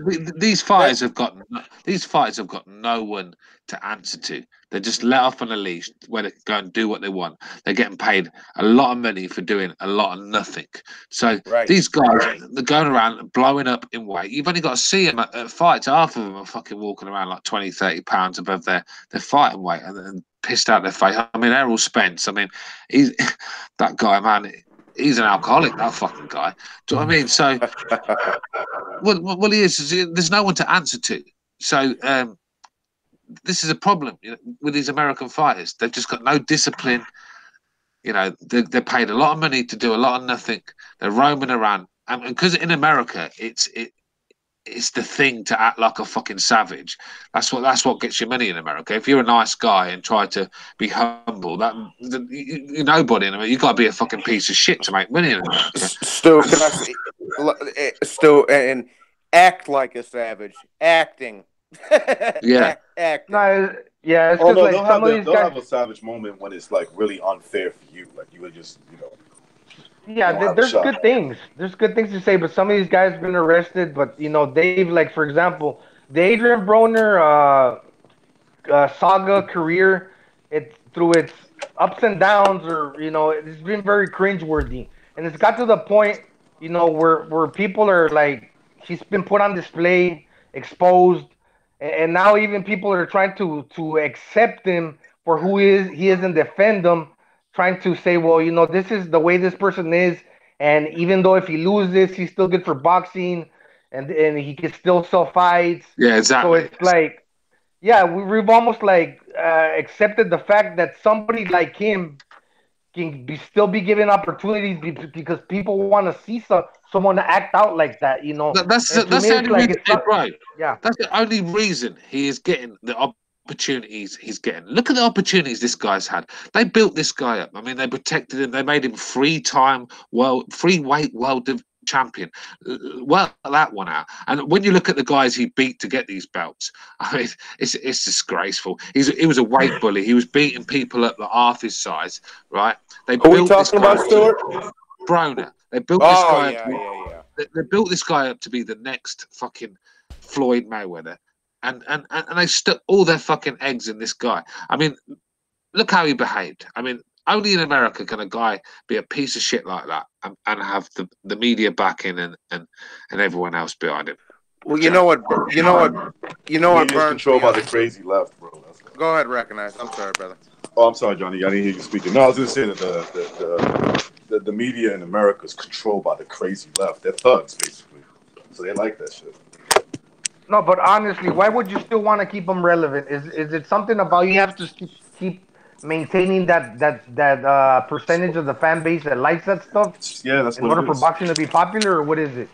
Yeah, because let's be real, right? Usually, guys that have got as many defeats as he has and has fouled as many times as he has, they're usually like exciting fighters that come to fight and end up getting knocked out or something. But they bring a bit of excitement to the occasion. But Broner don't even bring that. Yeah, to me, he's not even funny. Well, he's pretty popular in the hip hop community. I don't know what you call it. Like you go to World Star. Yeah, that hood. Let's just say it. But not even that. Not even that. They like recognize. No, I know they clown him, but he's popular. No, you like, know? no, he's popular, but like in the hood, like everybody like makes fun of him. Yeah, World. What's that site? World Star. Yeah. He's always mentioned. Well, see, what pisses me off, bro, is the fact, like we was just not to go back trail or nothing, but a guy like Danny Jacobs, bro, who's from the hood, the so-called hood, he fucking, he comes out here and fights all these dudes in the top 10. He's out here banging, fighting Golovkin, fighting Canelo, fighting Sulecki, fighting all these guys, and then this little fucking homo, fucking Adrian Broner, is fighting little midgets. And he's getting all this praise for it, bro. That's what burns my ass, bro, to be honest with you. Because the craziest Puerto Ricans are in Philadelphia, where he's from. I don't trust those motherfuckers. Danny Garcia. I don't trust them, bro. The Broner hype train should have derailed years ago when he lost to Ponce de Leon. Because on my card, he lost that fight. Yeah, no rematch. He did. Yep. Oop. People drop. People coming back. Hello. Yeah. I wanted to say something about Danny Jacobs, though, because, like, you guys are right about him insofar as what he is now. But if you remember, I mean, when he was coming up, he was no different than... Look, no one's as bad as Adrian Broner, but he was cut from the same fucking cloth. Then he got knocked the fuck out by a Russian. He got humbled, and he had this long way back in cancer. And, yeah, he became someone totally different. But he was just a typical Al Heyman fighter like the rest of them, like Charlos, like Bronner, like Tank Davis. Danny Jacobs, maybe he was more disciplined than some of them, but he was doing the same shit, man. He wasn't really doing anything. He wasn't fighting anybody. They put him in a ring with somebody he wasn't ready for, and they learned the hard way with Danny. I give him credit. He did become something else, but he started out exactly like those guys. So maybe there's hope for some of them. You know what I mean? Yeah, but maybe is it because of Al Heyman is not giving him the fights? As soon as he gets an opportunity, he goes with Eddie Hearn. He takes dangerous fights because, I mean, you think he lost one of them fights, I believe. So these are dangerous fights he's taken. So you have to give him credit for that. Well, yeah, no, but like what I'm saying is Danny has had. It's been a story of two careers basically. With Danny Jacobs, and like. All the way up to the Golovkin fight, he was acting like a fucking diva, man. I don't know if you guys forgot already, but he was asking for $10 million to fight Golovkin. Yep. He was fucking delaying that fight. Yeah, okay, he got his act together and he's doing it right now. Of course, definitely. But let's not forget, like, he was just like the rest of them, man. The rest of these PBC jokers. But At least Jacobs got humbled and he learned from all that experience. But Broner never learned shit, man. Yeah, he's insane. Precise, and that's what I was just going to say. At least he changed his act, though, yeah. bro. At least he fucking turned himself around and didn't start acting like a fucking Jamalk no more. No, I agree. That's why I had to mention. Go ahead. Go ahead, Gonzalo. I'm sorry, brother. No, I was just going to say, that's why I had just mentioned that the best thing that could have happened to the Charlo that lost against Harrison was exactly that, for him to maybe get it together, and figure out that he needs to do something different. No, but I was going to say, before I got cut off, there's there's a difference. Like, I mean, look, this is an example real quick. Somebody can lose a lot of fights and be a clown and a total asshole and still be light or popular. Like, for example, look at Mayorga, man. Mayorga was a crazy motherfucker. Yeah, but don't compare Mayorga to Broner. Mayorga used to come to win. There's a difference. Hold on. Before we continue this debate, Apology, thanks for the contribution. He says, hashtag roast recognize day. So he wants to continue the roasting for recognize. All right, go ahead, guys. I mean, Mayorga was in a lot of exciting fights. Mayorga on his day could beat good fighters. I mean, he beat Vernon Forrest, a guy that dealt with Shane Mosley, a prime Shane Mosley, dealt with him quite comfortably, and Mayorga smashed Vernon Forrest to pieces. On his day, Mayorga is a very dangerous fighter. And he can beat you.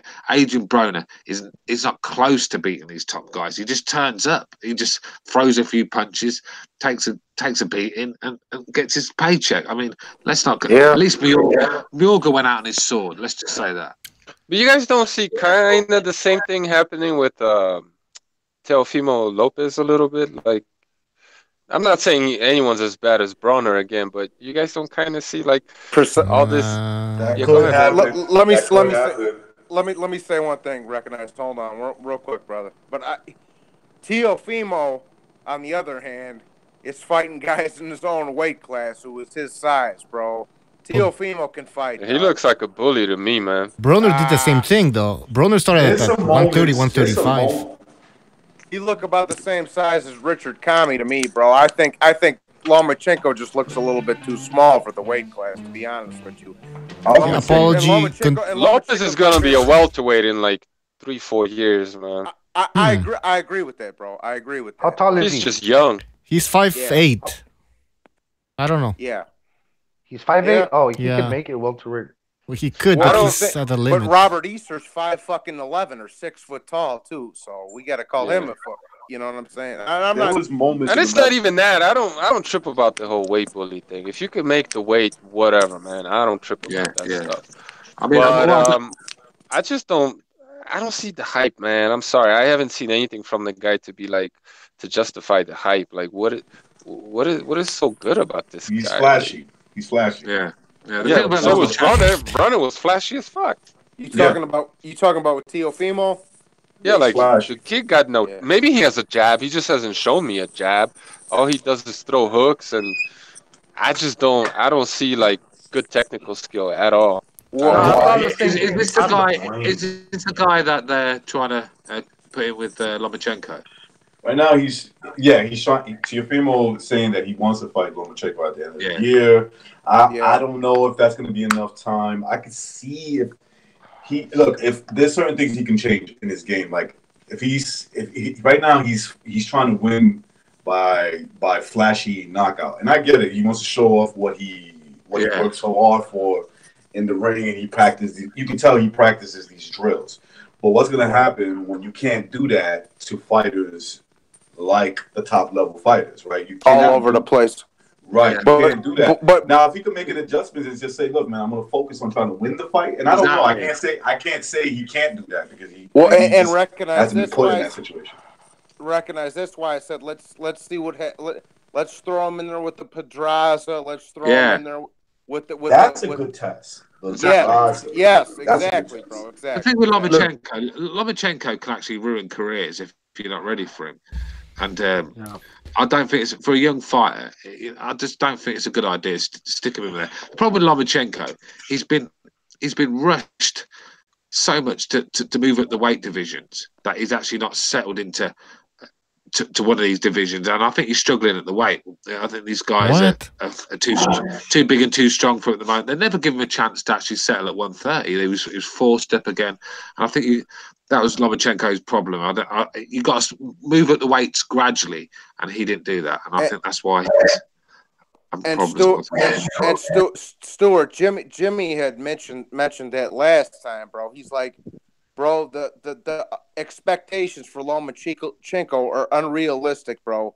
Not everybody's fucking Manny Pacquiao. You can't just jump and hop and skip around divisions like you're anybody, bro. There's nothing wrong with sitting in your division and being the man in that division. You know what I'm saying? This is what there was no competition for him, though. Like, no one could give him a good fight in those weight classes. So it's good he moved up, and now he's having fairly competitive fights. He's still dominating. I think this is a great division for him. I mean, he fought at 132 in the amateurs, so I don't see what the problem is. I see what you're saying, Precise. I just think when you keep jumping like 2 divisions quickly, it's hard, you know, and that's probably that's kind of what we expect from you. You know what I mean? I expect that from him. I know what you're saying, because there weren't much at 130 for him, but I'd have liked to see him have a couple of fights at 130, grow into that weight, and then go up again. But when you jump in 2 divisions, you've seen it with like so many fights with Kell Brook for a start. I mean, it's a big But gap. he didn't lose, man. And you know, he's growing into the division as he fights in it. So yeah, I got a question we'll see what happens. Precise. That's because he's the talent. Go ahead. Yeah. I got a question for Precise. Go ahead. I plead the fifth. Yeah, I was gonna say something about Lopez, but I'm gonna jump into this now that you start talking about Lomachenko. Do you think Lomachenko is coming out of his prime? That's what some people are saying. I wouldn't say that just yet. Unless he's hurt. Unless he's hurt, like we don't know about. There's certain injuries. Like, look, a fucked up shoulder could change the way you punch. Right? This is what I noticed. Yeah, this is what I noticed. Somebody said it the other podcast. He's been in a lot of amateur fights. I think it's a pot. I think Lomachenko's like fights. They have like 400 fights as an amateur. He's like a fine-tuned machine that's expected to go out there and perform, you know, like really well all the time. And I think that's just might be just taking a little bit some out of him by this stage of what he's doing. I'm watching the guy seeing improvements, and that has to stop for a while for me to say he's out of his prime. If the guy is still improving and he's moving up in weight and still winning and doing that in great fashion when he was losing before, legitimately or not, you know, he was having a more competitive fights earlier on. I can't say he's shot or anything like that. Is his body breaking down? Yeah, I mean, probably, but you'll have that with someone who's been a multi-disciplined athlete doing all kinds of stuff. I wouldn't say he's out of his prime. No way. I think the best is yet to come. I think Lomachenko's problem is that he's the one that has to chase the fight all the time. These guys are on the back. He's on the back, and that's not really. That don't really suit him to the ground. He's at his best when he's on the back foot, picking people apart, and no one's coming at him. So he has to go and chase the fight, and he's walking onto these guys' shots, and these guys are a lot bigger than him, longer reaches, and I think that's the problem. And I think with Lomachenko, like I said, I think this division is a bit. I don't know. I think if he goes up again, he's going to get beat. Stuart, let me add something to that, bro. And like I say, I don't think he's shot yet, but he is 31, 32, so he's getting close. He's getting close, but he's not there yet. But the thing is, when these dudes, I don't want to hear no more about these dudes asking up to jump up again and fight Pacquiao and fight Terrence Crawford. Like, get the fuck out of here, bro. He just moved up less than a year ago. He can't. He can't beat Crawford. He can't beat Crawford. He's too small. He's too small, Stuart. Yeah, but this is what I'm noticing, okay? These fighters are not actually fighting him, calling him out, like as, what's the word? Calling out his name, like, whatever, okay? But they're waiting outside the cut, like the woodwork, just waiting for him like hyenas, for the sense of, for him to, like, just get to that point where he's a little bit older, where they can just jump out and be like, "We got him." That's funny. That's funny you say that, Gonzalo, because that's what I've been saying all along. That's what Tank Davis is gonna do, bro. He's gonna wait till he's just starting to, just like Floyd used to do to everybody, bro. Yeah. He's gonna wait for him just to start to slip a little bit, and then he's gonna jump at the opportunity. That's why I don't mind him having a Teofimo fight. Yeah, but I think with Lomachenko, bro, I think where he's gone wrong recently, I think he's been so obsessed with looking classy and looking slick, and he's actually forgot to fight. When he took the fight to Pedraza, he was beating the brakes off him, knocking him down. But when he tried to box actually at Pedraza at range, it was a difficult night for him. I think he's got to stop neglecting the fight, because I know he's a very skilled boxer, but sometimes it's not about looking flashy. It's I don't understand the criticism of Lomachenko. Like, the guy's just fucking doing it all, doing it well. Yeah, like he hardly makes a mistake. Like, boxing, you're gonna have competitive fights. It's like every great fighter had competitive fights, and they lost legitimately. Yeah, but don't you agree though, Precise, right? That when he took the fight to Pedraza instead of he overwhelmed him, and I think but that's how he fights. No, that's how he fights. He doesn't take the fight to you from the beginning. Especially if you're a good fighter, it takes him a while to figure you out. He wasn't gonna be able to. He's like a computer, man. The whole game plan, it's planned out. It's A, B, C, D, E, F, G. You don't go from A to G because like fans want to see a good fight. Yeah. He has to figure you out. He has to follow the game plan, and if he figures you out in the third round, he's going to step on it in the third round. If it takes him 11 rounds, it takes him 11 rounds. You know he left that Pedraza a bit late, to be honest. If that's the game plan, Precise. Can I say one thing real fast? I'm sorry. No, I just watched speaking of Lomachenko. I just watched the Tank Davis Pedraza fight on demand. I went to my mother's house, had a fucking hamburger or whatever. Bro, let me tell you something, bro. If Tank Davis isn't 1,000% in that fight, Lomachenko is going to tag his ass the fuck up, bro. He is going to slice Tank Davis to pieces. It's not a fair fight, man. You say what, bro? It's not a fair fight. I don't even see why people want to see that fight, because it's slaughter. I agree with you. But you want to? It's not even going to happen. It's not even going to happen in the next 3 years. Watch. Well, I expect. No. Hold on 1 second, bro. That's why I was just saying Tank Davis isn't going to take that fight till Lomachenko's 36, 37, 38 years old, just like Daddy Boy Floyd used to do to everybody, bro. Yeah. But here's the thing. Lomachenko might not be around at 36, 38. Look, maybe he is, maybe he's not. All right, I don't know. So that's playing the what if question. What if, if he gets to the look? Right. Tank Davis is in the mix. If he was really about making the best fights, he would fight Lomachenko, or he would have fought Lomachenko. Now I agree. I think that Lomachenko will beat him pretty easy. Okay, I think it'll be an easy fight. But when you're in the mix and you're winning belts, look, yes, you should be fighting the best fighters. I don't want to hear he's still at that baby stage. And no, those are the excuses. They don't give that to Lomachenko. They don't say Lomachenko is 12 fights deep. Oh, he had 400 amateur fights. That doesn't count, bro. That does not count. Now, what it does count then is your mental makeup. It's the confidence to going in there and saying, I could beat these dudes. Okay, now obviously Lomachenko has that. Tank Davis doesn't. Yeah, so if Tank Davis was really at anywhere of Lomachenko's level, which is not Lomachenko's problem, he'd be fighting Lomachenko or better fighters. Tank's mentally not there to be dealing with someone like Lomachenko. Lomachenko's the sort of guy that could finish Tank's career, because he's not a dedicated fighter. He's out of shape for a start. I just think everything about this guy is wrong. Is wrong for Lomachenko, man. Lomachenko will take this guy to school, and I think he will actually mentally finish him as well. And as far as what you said about Loma not having a chance against Crawford, look, if you go life and death with Gamboa, I'm picking Lomachenko to school that version of Terence Crawford. Now, don't get me wrong. I know that's not the same Terence Crawford anymore, but to say he doesn't have a chance against Terence Crawford, I disagree, man.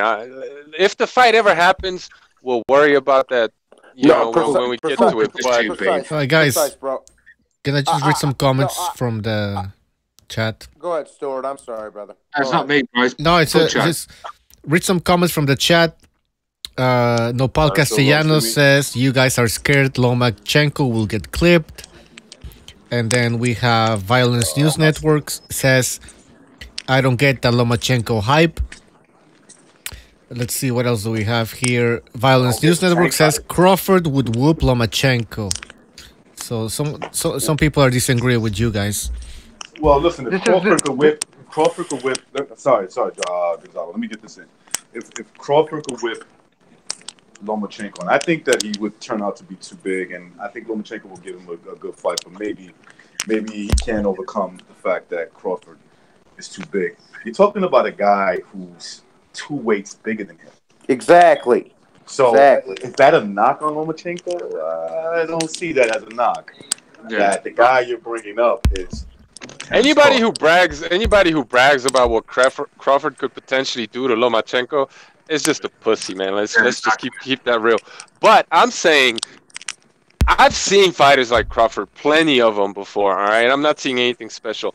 I have never seen anything like Lomachenko, and I know all of you agree. So what I'm saying is, let him stay at 135, do his thing, collect as many belts as many champions will fight him.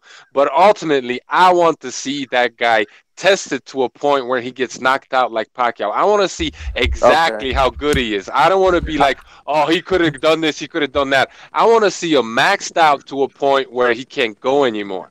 That's what I want to see. I totally agree. I totally agree, bro. At the end of the day, right, Lomachenko has to stay at 135. Terence Crawford, far too big for him. And I know people, someone in the chat said about me saying Tank's all wrong for Loma. I said it wrong. I meant Loma's all wrong for Tank. I mean, Loma would school Tank.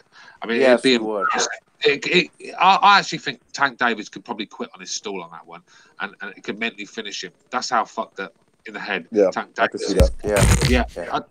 But I think with Crawford, I think I couldn't see Lomachenko beat Terence Crawford. You saw the problems Lomachenko had with Pedraza's range and Linares' range. I mean, Crawford's a lot better than them guys. I mean, Well, I don't think Lomachenko had problems with the range of Pedraza because he cut that off. He cut that off and started bringing the fight to him, like you said, Stu, and he had more success. So, all right, did it give him some fits in the beginning? Yeah, I think so. But I think mainly the end result was that he went in there and made the adjustments, brought the fight to him, and was whipping his ass, right? Like literally, you have one guy in survival mode and the other guy bringing the fight to you, and it's very hard to bring the fight to a professional boxer who's trying to survive and do that kind of damage. It is hard. I know people love to say, it's not. You go try it. Why don't you go try it? And this is the thing. This when is you're what, fighting a professional fighter who knows how to fight, and he's trying to protect himself to not get knocked out. It's almost impossible to do the kind of damage that Loma did. I'm not saying that Loma's the only guy that could do that. What I'm saying is that it's just really hard, and it goes to show you that Lomachenko. Look, I agree that Lomachenko, to me, every boxer has his limit. But I also agree with Precise that I want to see great fighters. They do this. They push the limit. Right. Pacquiao kept fighting Marquez until he almost knocked Marquez out, and he got knocked out. Right. And what did Pacquiao say? After he got knocked out, let's do it again. Okay, let's do it again. That's better than having an undefeated record with the you know what I mean? Like, by the way, Pete, let me introduce Pete because I don't think nobody introduced Pete. Pete, are you there? What's up, fellas? How y'all doing tonight? How you doing, Petey? What's up, Pete? What's up, Pete? Yeah, I just joined in. You guys talking about that hype job, Lomachenko? Yep. Oh, come on now. No, he's the best fighter I've seen in a long time, especially in my time. He's a bad motherfucker. He is going to push it too, man. He is going to push it. And Pete, Pete. We already know this, right? The guy already lost the fight. In his second fight, he fights Orlando Salido. You know how tough it is to go in there and fight Orlando Salido? Right, bro. Lomachenko is going to lose again. Not because he's not great, because he's going to push the limit. He's going. Right. That's Having what that great loss, fighters do. That's what great fighters do. Having that loss, honestly, not because I don't think Lomachenko gives a fuck about carrying a zero, but for matchmaking purposes, for promotional purposes, that loss is the best thing that ever happened to him. Yeah, I agree. I think he don't give a fuck now at this point. Let me say one thing, Pete. Then go ahead. Let me say one thing. Let me say one thing real fast, everybody. Okay, for all you guys who said that Mikey Garcia would beat the shit out of Lomachenko, let me tell you something real fast. Mikey Garcia fought Orlando Salido in his 31st professional fight. Lomachenko fought Orlando Salido on his second professional fight. And hang on. Got robbed. And got robbed. And not Lawrence, to mention... Lawrence Cole. One second. Lawrence Cole's a piece of shit. 1 second. Not to mention, Lomachenko... And I agree with how Precise says. I want to see him test himself. I want to see him do all he can do. But in the same breath, not everybody's Manny Pacquiao and Oscar De La Hoya. You can't just keep jumping up weights like you're a Fugazi. So yeah, the thing with Lomachenko and that Salido fight, he went in there with that amateur style where it was all straight punches and holding. Because he was doing the cleaner work. He thought that was enough on the cards. And in the professional game, you got to do more than that. I mean, some sloppy work and pressurize and can get you the win, sort of thing. And Salido, he never used the body with Salido until like the latter rounds, where we actually started to fight Salido and slug it out with him. When he tried to do the boxing, it just wasn't working because Salido was taking away his straight punches and just mauling him.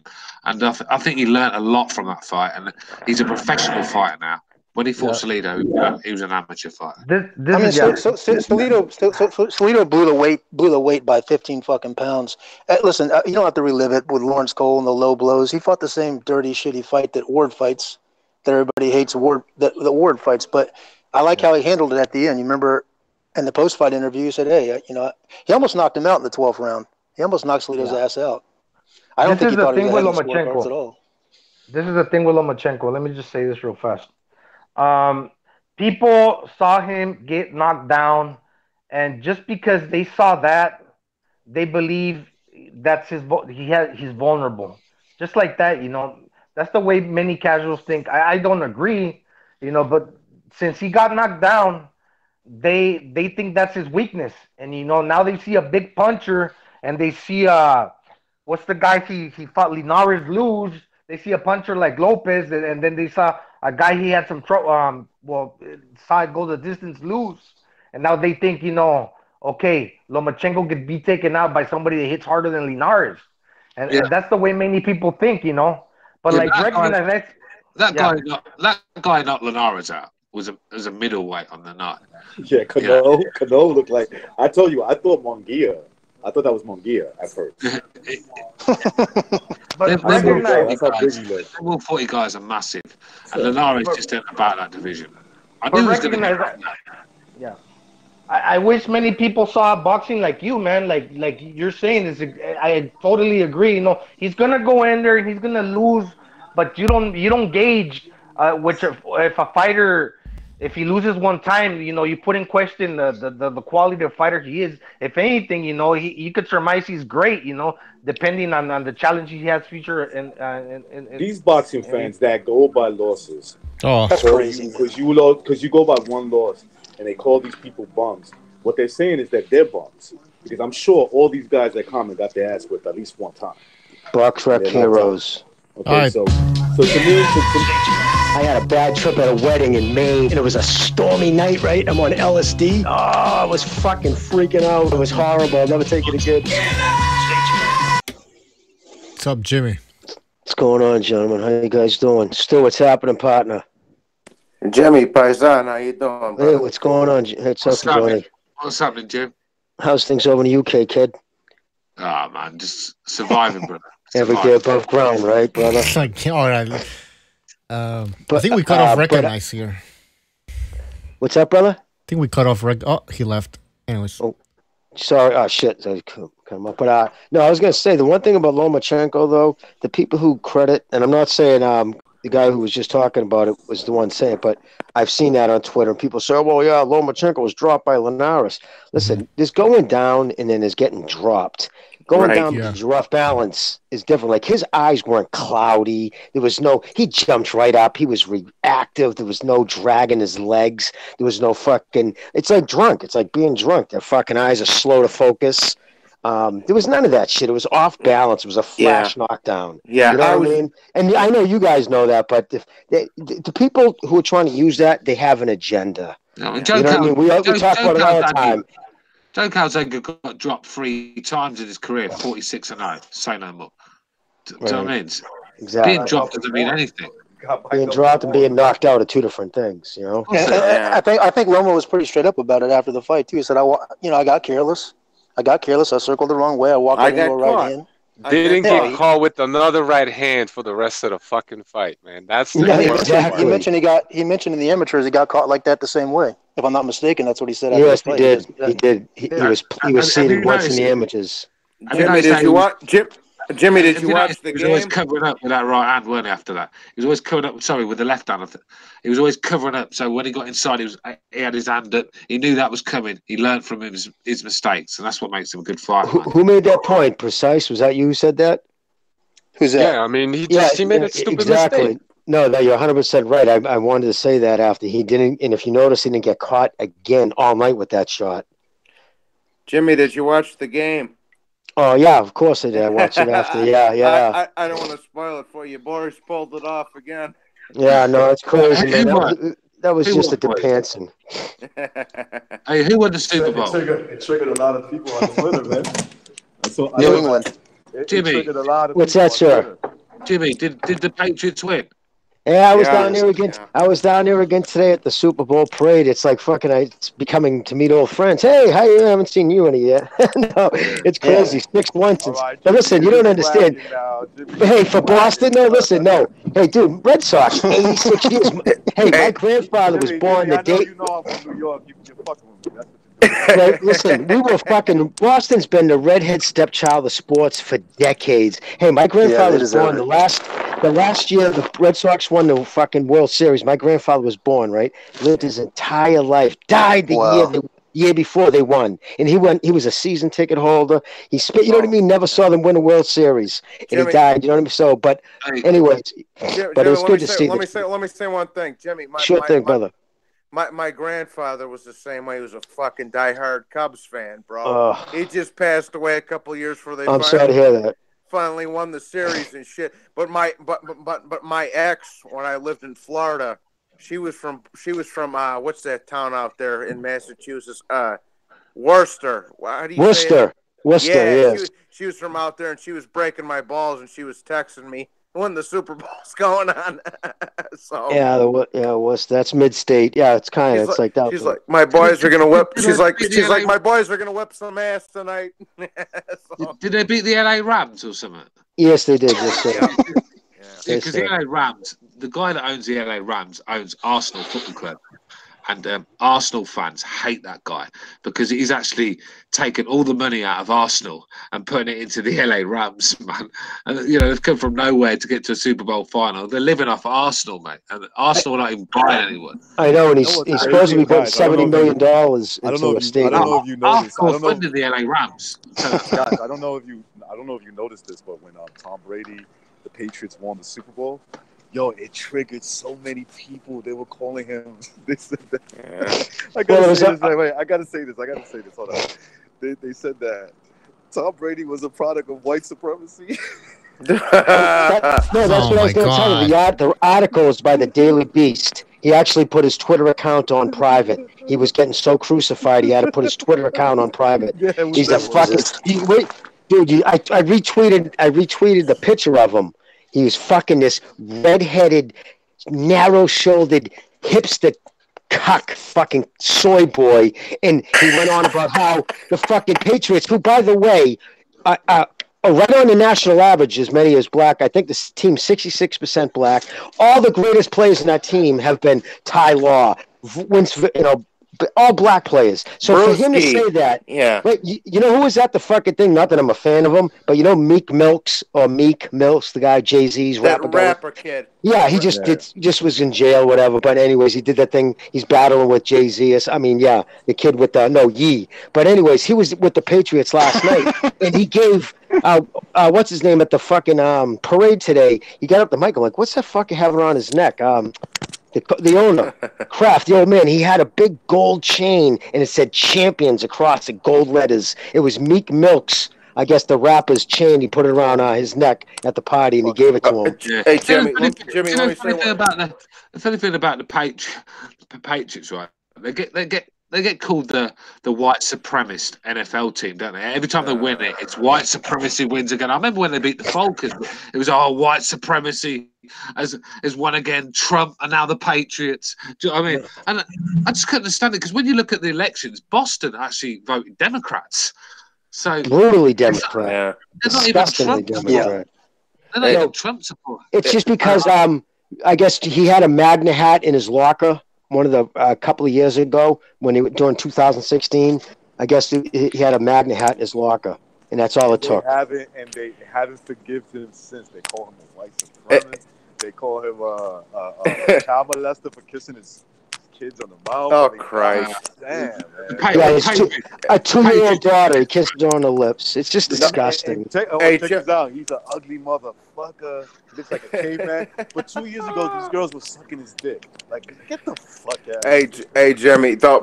Jimmy, see, now the Bears are my NFC team, and Miami's my AFC team. My dad's fucking old school fucking paisan. He loves Marino and Bob Danny. Danny, and he loves Bob Greasy, and he was around back in the 70s and shit. So he don't give a shit. He just respects the fact that they're good. Well, he must have been pumped back in '86 during the Squish the Fish, man, when the fucking Miami handed us a beating. Dude, I've heard stories about that since I was a little kid. He left a fucking message on our answering machine. He's like, "Hello, Bears fans. Why don't you come over here and wipe my dick butt kiss and fuck?" Can you remember William Perry, the fridge that used to the fridge? Oh my god, yeah. I remember that. I used to they watch did that video. I used to watch a lot of NFL when I was a young kid. I used to start to watch it. When I remember watching the Washington Redskins versus the Denver Broncos at the Super Bowl, and I remember that one. John Elway was the quarterback. The quarterback, yep. Yeah, well, against Doug Williams. Against Doug Williams. The NFL is very gay now. Yeah.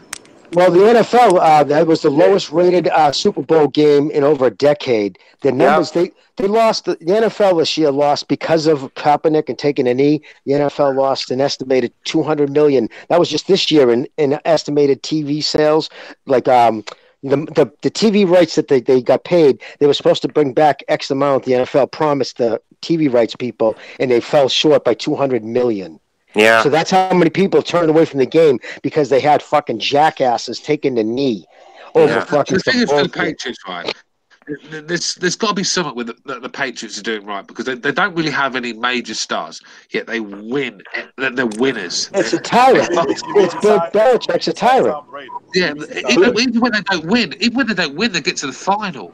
You know, and to do that in the NFL is a very hard thing to do. To lose the Super Bowl and come back, it doesn't happen. It's only happened. Yeah. It hasn't happened in 46 years. Again, until the Patriots did it last night. 46 years, the last time a team has lost, come back and win. It just doesn't happen. I'll tell you. Where were the Falcons? Where are the Falcons now when they got turned out? I mean, they had that trophy in the cabinet. Usually, even teams who do win usually don't come back because they have the hangover. Look at the Philadelphia Eagles this year. For the most part, they were lost. So. No, it's Bill Belichick. He's a tyrant. He runs that shit, and he runs every aspect. He has timers. Guys waiting there I think I mentioned that before.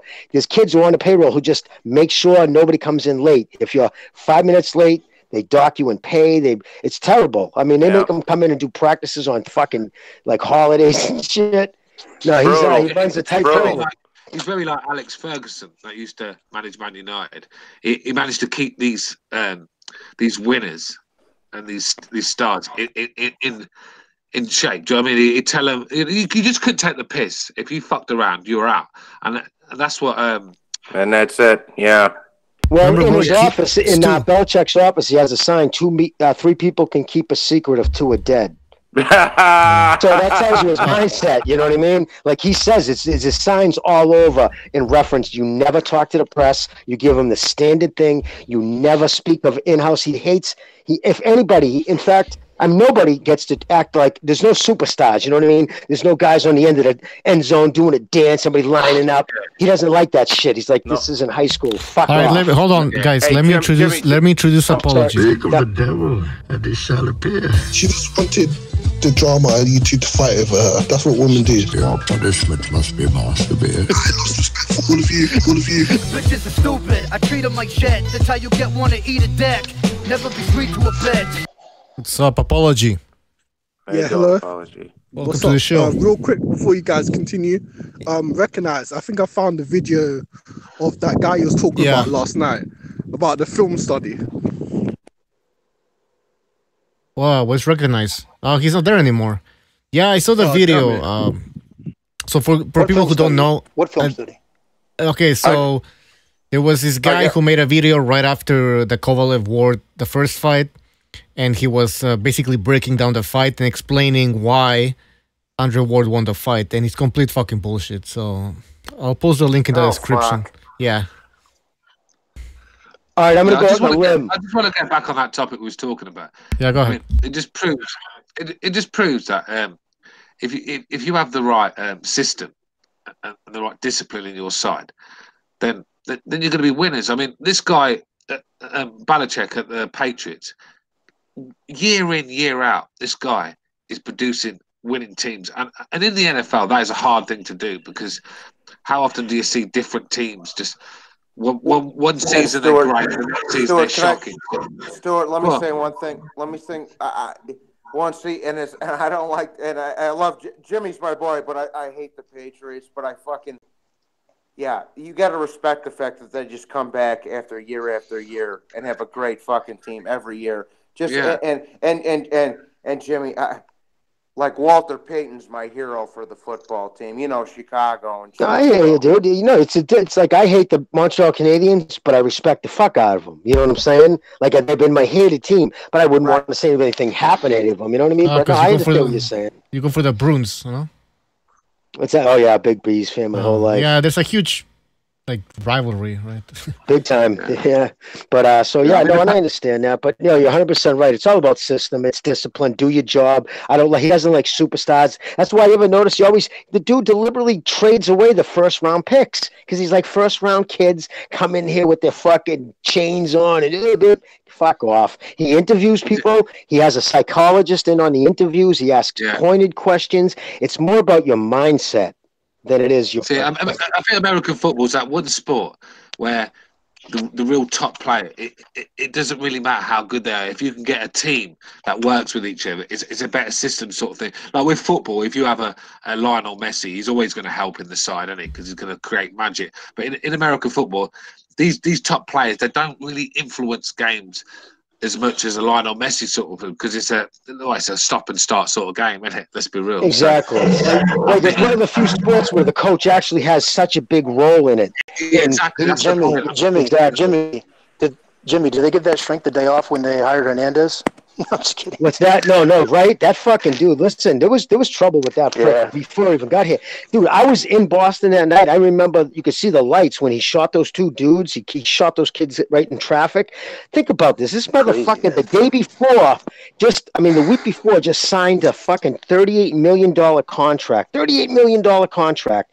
And he's down in Boston in a nightclub. A kid spills a drink on him. 2 kids in their 20s. And he executes them. He did it in Gainesville too. He's involved in some right in the middle of the street. Boom, boom, boom, boom. I loaded a gun on him. And then he shoots his friend in the face because his friend disrespected him down in Florida. He takes out a gun and shoots him in the face. He meant to kill him, but the kid survived. And then, of course, he executed that kid, Lloyd, shot that other fucking kid not far from his house. Kid was a fucking serial murderer. He was a nuthead. For real. He was a nuthead. He's a fucking serial killer. He's a serial killer for real. No, Jimmy, I was just saying, the fucking my pops is a big Miami. I like Chicago and this and that. But we always respect the fact that New England comes back with a tough team every year. That's all I was saying, brother.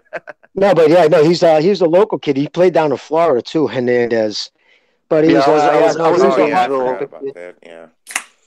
That was crazy, man. Yeah, that was nuts. Those two kids, and that kid Lloyd, the kid he shot, he executed, was a good kid. Yeah. That fucking black kid he shot didn't deserve that at all. Come from a good family, was a hardworking kid. Over some bullshit because he was talking shit about him. Right. The Patriots are like Real Madrid in soccer. No matter how poor they're doing all season, they're always there at the end, aren't they?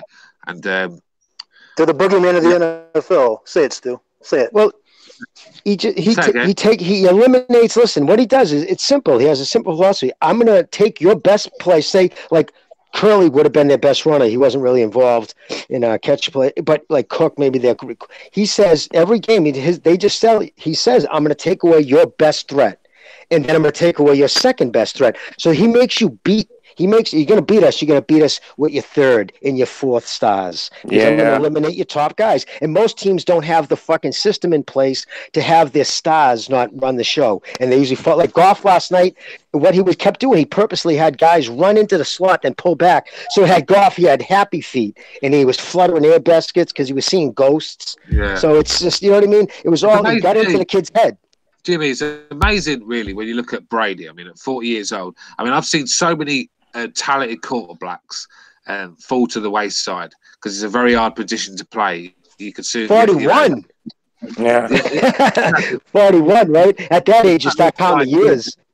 I've seen so many talented young quarterbacks that have fell to the wayside who've found out this guy's still going at 41. I mean, amazing. Dude, he was the last. He had the worst in the combines where they do this. You know, they take your shirt off and they take a picture. When they sent out the book that year to the coaches and to the fucking scouting staffs, coaches were asking, "Is this a joke? Is this?" Because when he took a picture with his shirt off, dude, he looked like, sad, like you never seen a weight room. He like kind of dink-noed, and he had the worst running. He had the slowest combine 40-yard dash. He had the worst amount of pull-ups. He was drafted in the 7th round. Yeah. And he's the greatest fucking quarterback who ever played. Nobody will ever even come close. Even fucking Romo, the announcer's like, you'll never see this. Not in our lifetime. You'll never see another quarterback win 6 Super Bowls. It's like when Ronaldo signed for Juventus, they did a fitness test on him. This guy's in his 30s. Cristiano Ronaldo's been going around forever. And he did a fitness test. They said he was in the shape of a 23-year-old prime athlete. And Who's that? Brady? Cristiano Ronaldo. And he's like 33, 34. I mean, because he's in good cardio shape, but yeah, no, he just didn't have the body, but it just his brain. That's what football's all quick. He just reads defenses. He looks, he goes, he can see, okay, that's a bad matchup. You're putting a fucking linebacker on my fast little guy here. Okay. And so he knows his check downs. He's just a brilliant dude. He says it's all because of the food he eats. He's a smart motherfucker. Kurt Warner was the same way, dude. That guy was bagging fucking groceries, ended up playing quarterback for the Rams back in the fucking late 90s when I was a kid, bro. He was the same Warner was awesome. Yeah, right. Was awesome. Exactly, Jimmy. Yeah, for sure. Hey, I have a question for Stu. Go on, bro. Hey, Stu. I have a question for Jimmy too, but I'll ask Stu first. Why do these soccer players get heart attacks when they're out on the field? Because they're running. There's been like several that die on the pitch. I agree. I watched a video a little while back that showed footballers actually fucking collapsing and dying on the football field. I mean, a lot of them, they're born with it, and football's it's stressful on the heart. You know, when you're running around, fucking, you don't get a break. It's not like NFL. You have a little first down and then go for a break and a commercial break and then you're back. It's not like that. It's constant. And a lot of the guys that collapse are African players that have. And if you look at the genes in Africans, they've got a lot of them have got a problem with their hearts, and that's why. I don't know why. Don't ask me. I'm not a scientist. I'm not a doctor, but I've seen this where a lot of African athletes have a problem with their hearts, and that's why a lot of. I mean, Mark Vivian Foe was one that died on the field. Had a heart attack for Cameroon, I remember. I mean, there was an African guy playing for Bolton Wanderers against Tottenham Hotspur. He actually collapsed on the field and started having a heart attack. Lucky for him, in that game, lucky for him when he was playing against Tottenham, in the crowd, there was a world-class surgeon that worked for a top hospital in London, and he was there with his fucking kit bag. And he went on the field and actually, because the guy was dying, he went on the field, ran on the field because he said, "Look, let me on." They weren't going to let him on at first. He ran on the field and he released the pressure. He knew what to do, and that's why it saved him. And that's why he's not playing football anymore, but he's alive today. And it's very common with the African players. So, yeah. Okay. Oh, Jimmy. Yes, sir. So I'm just gonna ask you real quick. When you first started talking about the NFL and the Kaepernick, are they still doing the kneeling? Not at the Patriots. No. Oh, okay. No, the Patriots. No, they were. They were like Belichick doesn't like that bullshit. He just doesn't want. He just and then the NFL too. Also, they stopped showing it because it was just killing them.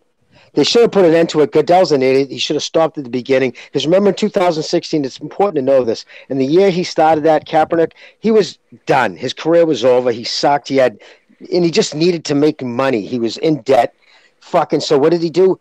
And what has he done for the black people since he got that $1 million contract? Nothing. Fuck all. He's been fuck all, nothing. You know what I mean? They're still slaughtering each other in Chicago. Listen, that kid's a piece of shit. That year that happened, now think about it. The year he decided, so I'm going to take a knee. I'm going to disrespect the American flag because what I have to protest is so egregious. It needs attention brought to it. So you're telling me the worst thing in the black community is the 16 that year, unarmed black men who were shot by police in 2016.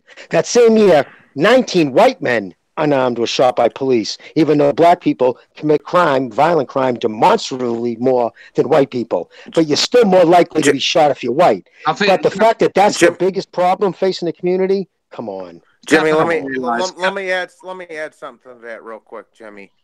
Okay. Now my uncle, Matt Cusimano, he's on fucking Boxrec. You can go look him up. He was supposed to fight Joey Giardello back in the 60s, bro. He went over there and he went to Nam and got his leg blown off. Couldn't fight no more. I don't play none of that fucking kneeling around shit. You fucking stand up when you're around me with the flag. I don't play none of that. I don't play none of that bullshit. Too many good men died fighting for that thing. Seriously, good men have died holding it out of the ground. You know what I mean? You're goddamn right. My cousin was in Desert Storm, and I'm a young kid. I'm 26, but I don't fucking play none of that. I wouldn't disrespect somebody else's flag. If I was in the UK, I wouldn't do that in the UK. I'd stand the fuck up and respect it. You respect somebody's flag. I was in Iraq. I'm 100% disabled. I was blown up in a Bradley. I was a Bradley gunner. Thank you for your service, brother. One apology. I can't see. I don't want to change the topic, but what you said before about certain like black soccer players having like heart problems, do you think it's like genetics because they live in such a poor countries and they don't get enough nutrition and they eat like dirty like chlamydia water and stuff like that? Do you think that's the reason? Nothing to do with that. I mean, we had a friend of the family. His name was Fred. He was a black guy. English, spoke English, but from Jamaican background. One of the hardest men you'll ever meet in your life. Fucking real tough guy, real strong guy. And he just collapsed one day in someone's car, just died of a heart attack, just like that. And when they did the autopsy on him, they said his fucking heart was the size of a medicine ball. I think it's genetics over there, bro. I think, that's all it is. It's just a genetic thing. And I don't know why. I really don't. I don't have the answers to it, but I know for a fact that it's very common with a lot of African players and a lot of black men. A lot of black men. Yeah, still, like I say, bro. Yeah, no, I was just going to say, like I say. Because a lot of black guys are very athletic. It's like a muscle. The heart's a muscle, isn't it? Well, I think obviously it might be a genetic thing where the heart's pumping and it's growing too big. It might be that. Do you know what I mean? Well, what it is too. I'm sorry. No, I was just gonna say, yeah, like I say, bro. My uncle got his leg blown off in Nam. My cousin was in Desert Storm, bro. you know, if you want to protest that shit, you take it elsewhere. I'm not fucking. I don't play that kneeling shit. You fucking stand up and salute the flag or whoever the fuck died before come before you. I don't play none. I don't like none of that shit at all. You have the respect for the men that come before you. Fuck that bullshit. Fucking kneeling for. Yeah. Well, I mean, the Baton Death March, right? Philippines, you know about that. They marched those thousands of Americans, and by the end, after years of captivity, they were skeletons dying of dysentery, just dying hundreds a day. The day that the camp, there's that famous story. I just watched a documentary on it. There was a soldier who, his last dying breath, like they were raising the American flag after they took the camp, right? The Jap flag came down, and he wanted to sit up, and he didn't have the energy, so he didn't want to be laying down when they raised the flag, and he sat up. And when they realized when they were done with the fucking rebellion, whatever the blown, they looked at him, he was dead. What little energy he had left, dude. I was watching. I was choking up. I'm like, what the fuck? He was 21 years old, and he looked like he was 100. You know what I mean? Probably a skeleton, and he died. His last bit of energy, so he wasn't laying down at the flag. So you hear shit like that, then you hear these punks kneeling. Really? So that's the worst thing. Not the thousands of babies daily that are being aborted. Not the 70% unwed rate. Not the fucking absurd amount of violent crime. The problem is the 16 unarmed black men who were shot. Yeah. Well, Jimmy, and the thing is, bro, I'll sit down there once in a while. I'll go. My pops will be making mastacholi or whatever. Your paisan, you understand? We'll be sitting there having dinner, and fucking Platoon or Full Metal Jacket. He can't even watch it, bro, because all his friends got waxed in Vietnam, bro. He can't even watch it. He starts crying, bro. Platoon. Everybody says Platoon. Yeah, that's the movie most vets can relate to. They say Platoon and Full Metal Jacket. Yeah, bro. My old man can't even sit there and watch it. He'll start fucking tearing up. He's like, turn this fucking thing off, bro. I don't even want to watch this shit. I don't like that. None of that kneeling shit. I don't fucking support that. And I'm not a big politic guy, but you stand up and you salute the men who died fighting. That's all I have to say. So Jimmy, Johnny. So Jimmy, you said that he got a bunch of money, and he hasn't done anything. That Kaepernick guy ever since. Fuck. Yeah, I know. He got $10 million up front from Nike. Plus, he was a part of like whatever tours he was doing. He's been in like the Philippines since. He's been on vacations. He's been in Bora Bora. Yeah, no, the dude's a fucking scam, dude. It's just every now and then he'll tweet something out. Or retweet some like black atrocity, or like say like Sean King will tweet something out about. Oh God, not that guy. Exactly. I think Stu said this. Go ahead. This guy realised that he just wasn't good enough to make a good living at the sport for a while. He knew that he was on the end of his contract. They weren't going to renew it. He was third choice at San Francisco. So he had to find a way. And do you know the funny thing about it? It's always the mixed race guys that play the race guys. And take it one better. He was raised in a white house. He was raised since childhood by a white mother, a white father. Listen to Red Hot Chili Peppers and skateboarding. All of a sudden, he becomes the American black guy. Who are we talking about? Colin Kaepernick. You look at the high school pictures. It's fucking this little white homogenized kid. All of a sudden, militant black dude. Because it's I think Stu said this earlier. I'm sorry. Yeah. Can I talk real quick? Yeah. Real quick, Stu said this earlier. It's just race hustling. It makes millions of dollars. It does. This is a guy that if this guy was a soccer player and he was like not getting a game, nowhere near the squad, no one would give a flying fuck about this guy. He wouldn't be getting no sponsorships. He wouldn't be the voice of anybody.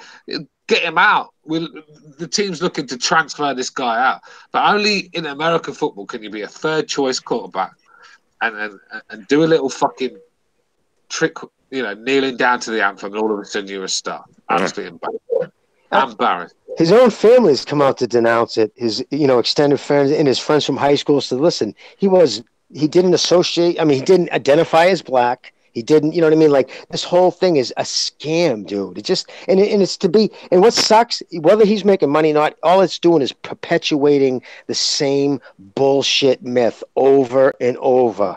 That there's, you know, as long as you have someone to point your woes at, then there's no incentive to get better because, fuck, no matter what I do, there's going to be a white man holding me back.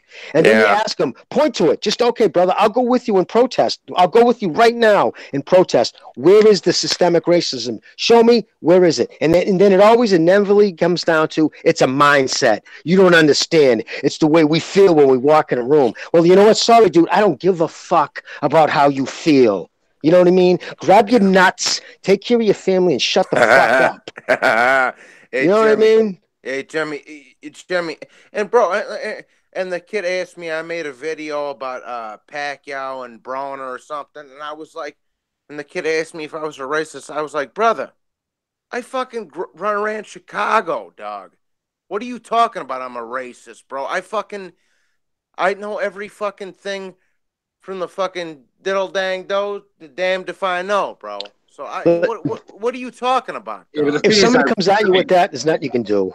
Johnny, the best thing to do when someone's Johnny, I'm sorry, Stuart. Go ahead. I'm sorry, Stuart. Go ahead. When someone calls you that, because I've been called that many times for many years, like probably 10 years now, so I'm used to it, right? If you actually respond and say, "Well, I've got a black friend," or it actually makes you look worse, sort of thing. So the best thing to do is just laugh it off. When they say I'm a racist, just say, "Yeah, whatever." Yeah. I just tell them, no, I'm a culturist because I have black friends who don't adopt into that mindset and that culture. They don't call their wives baby mamas. They don't adopt. Listen. The rap culture in the 1990s, I saw it. I'm old enough. I watched all this happen. I watched gangster rap become, because listen, society kind of follows our norms from our music industry, theater. In the 1990s, all of a sudden, of course, when Chronic came out, niggas with attitude and all that shit, all the white kids were pumping it. It was fine. But unfortunately, what was started off as music and was, like just songs, these kids in the inner city started adopting it, and it just got to the point where they were fucking like it did now in Chicago. I mean, over anything, you look across the street at someone, they just pull a gun out and start fucking firing rounds off. Like it's Syria. And Jimmy, bro, like I say, I grew up listening to fucking Big Pun and Nas, and DMX and Twista and all that shit. For as far as the rap music goes. Now these corny cocksuckers got fucking dresses and carry purses around. I ain't got nothing to do with that. This is how the school of thought I'm in. I listen to Tupac and Biggie and Nas and Big Pun and all these guys. Tupac said it himself. If my father was in my life, I would have had more confidence and I wouldn't have acted like a fucking knucklehead. He said, but his dad was in prison for doing a life bid for murder. Johnny, if you'd have grew up listening to Pavarotti instead of the Tupac, it could have been a different world. You know? Pavarotti, I'm half Sicilian, brother. I know Pavarotti. Come on, exactly, man. That's proper Italian music. Tupac's not Italian. You gotta stick to your roots. But still, you know what I meant by that, right? Though culturist, like you don't look at somebody and make judgment on skin color. To me, that's racist. You judge. I don't care what your achievements are. I'm going to judge you by your skin color. Nothing you do or say is going to change. That's a racist. Right. If I don't have a problem with anybody with skin color, but I'll tell you right now, do I think that becoming an ultra-violent, misogynistic? Look at Adrian Broner. Would you want him dating your daughter?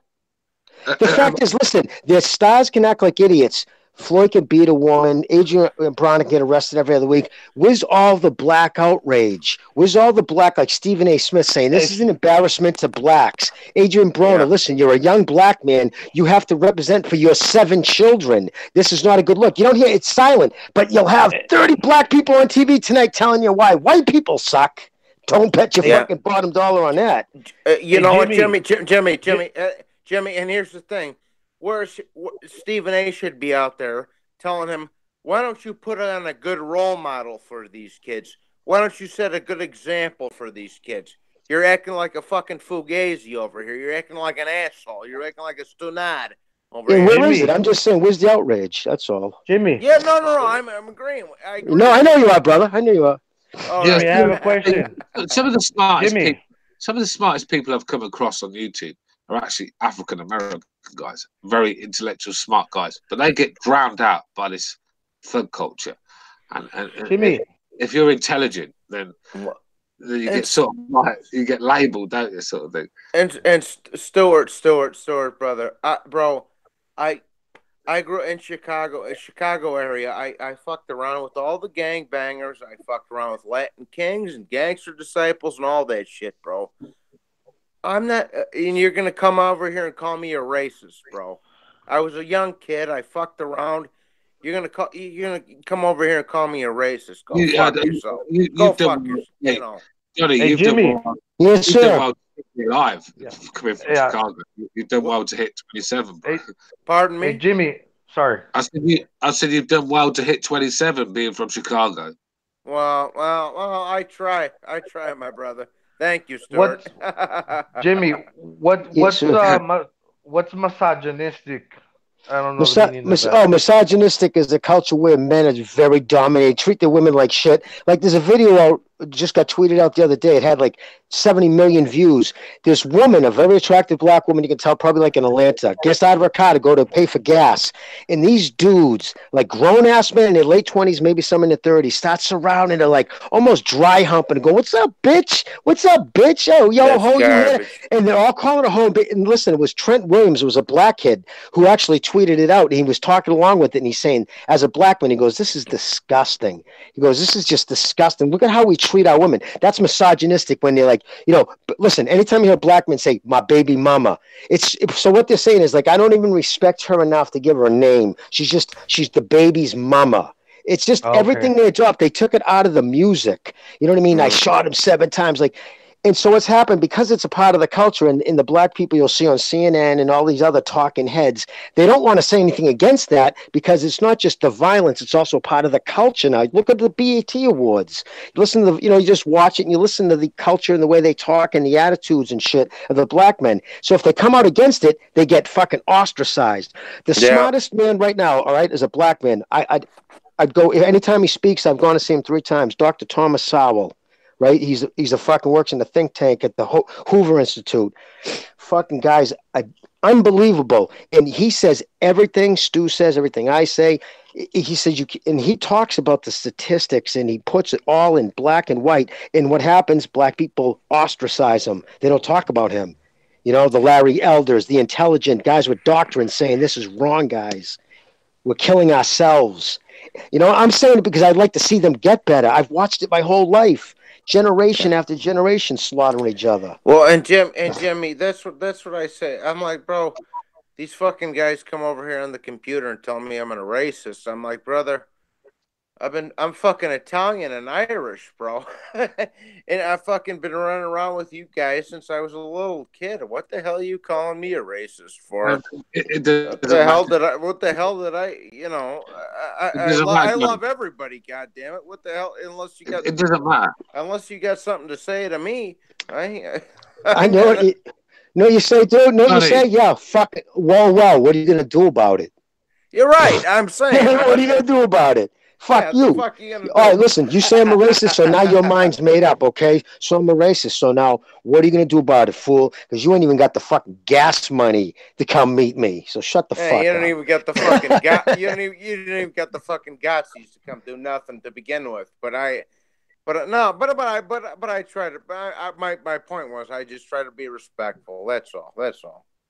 And so I wouldn't worry yourself too much, Johnny, bro. Honestly, I mean, anyone with half a brain can work. You can work out a racist quite quickly. Well, I mean, for fuck's sake, Stu, I fucking love everybody. How the hell are you gonna call me a racist? For Christ's sake. The biggest racist is always the person pointing out the racist. Oh, he's racist. He's racist. It's always projection. You know what I mean?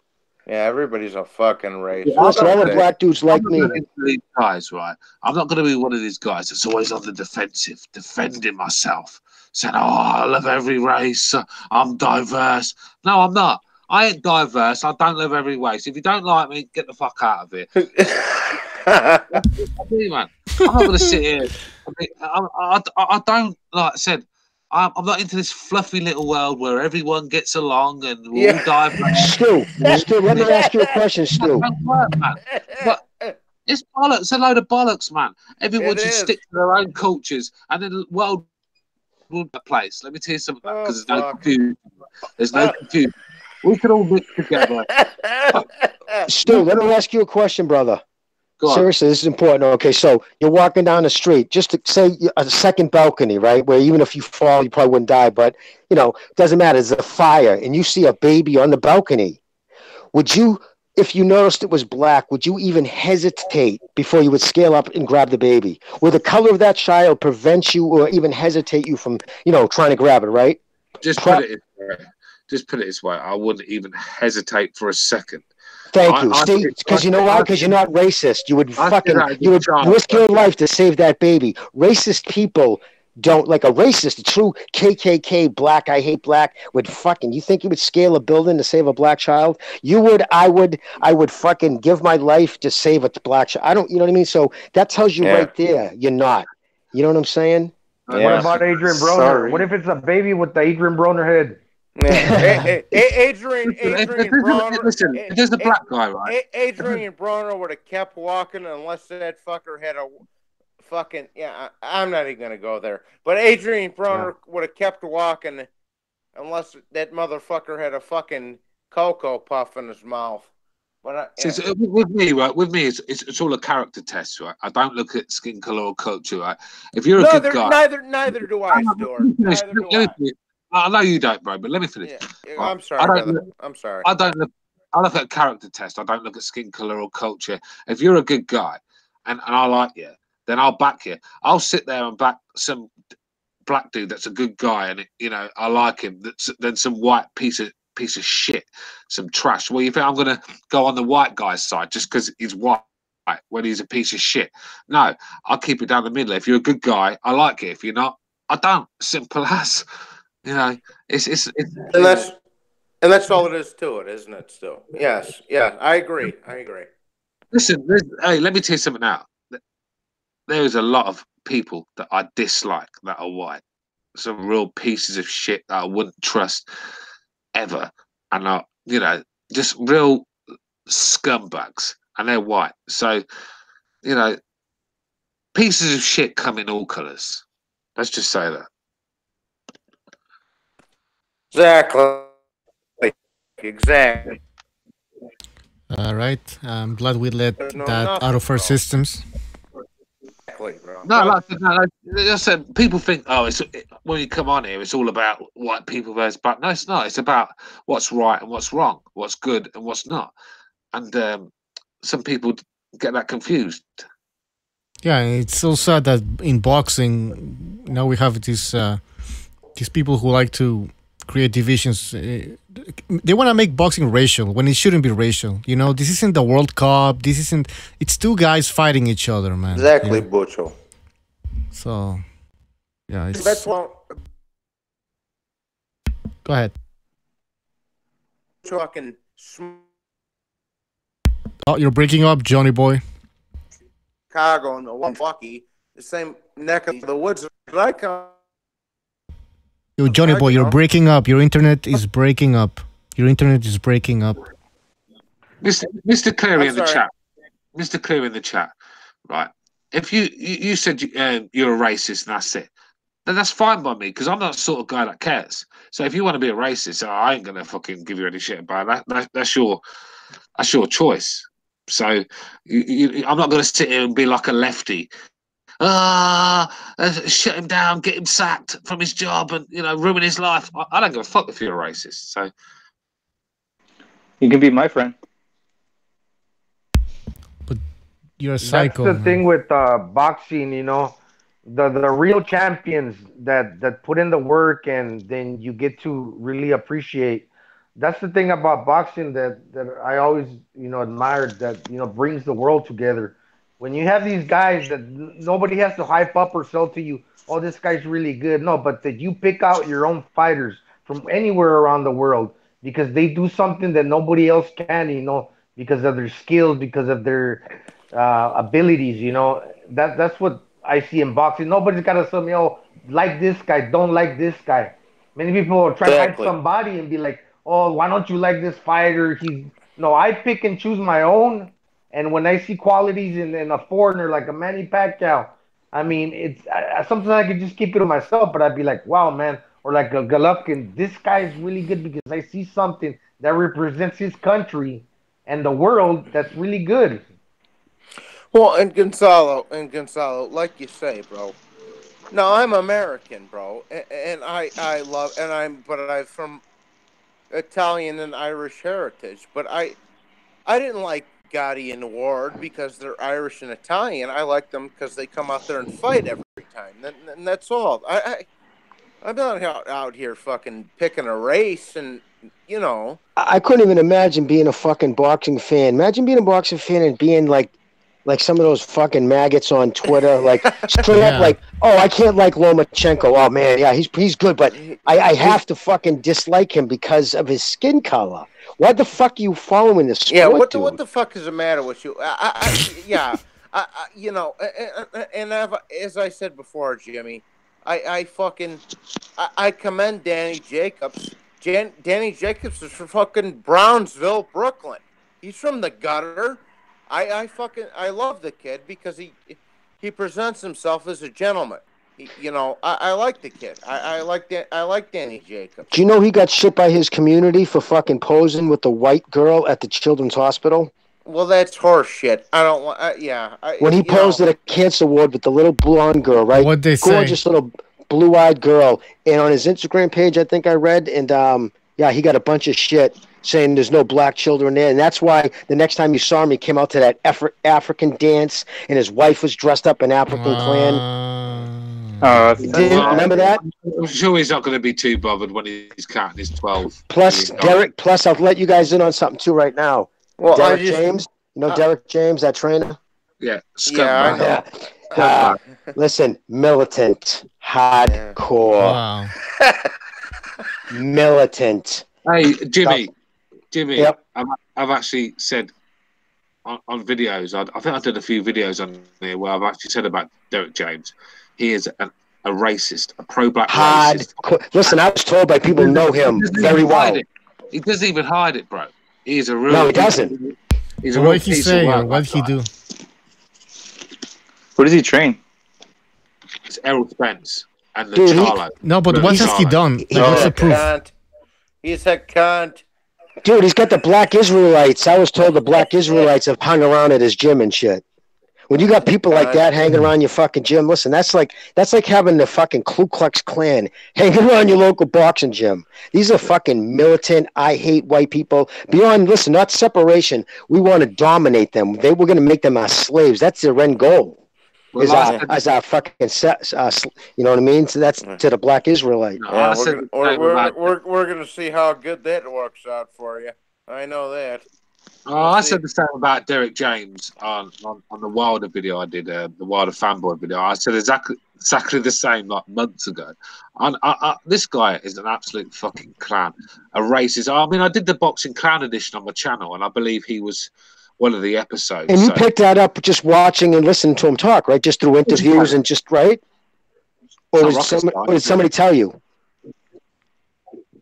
No, I could see it from myself. Exactly. That's what I'm saying, right? Yeah, cool. Fucking, it's crazy. When you used to see Marvin Hagler train, did race come up in your mind or the work ethic? No, honestly, dude, it's actually kind of embarrassing when I think about it. Like, I got like fucking butterflies in my stomach. Yeah, I'd walk in the gym.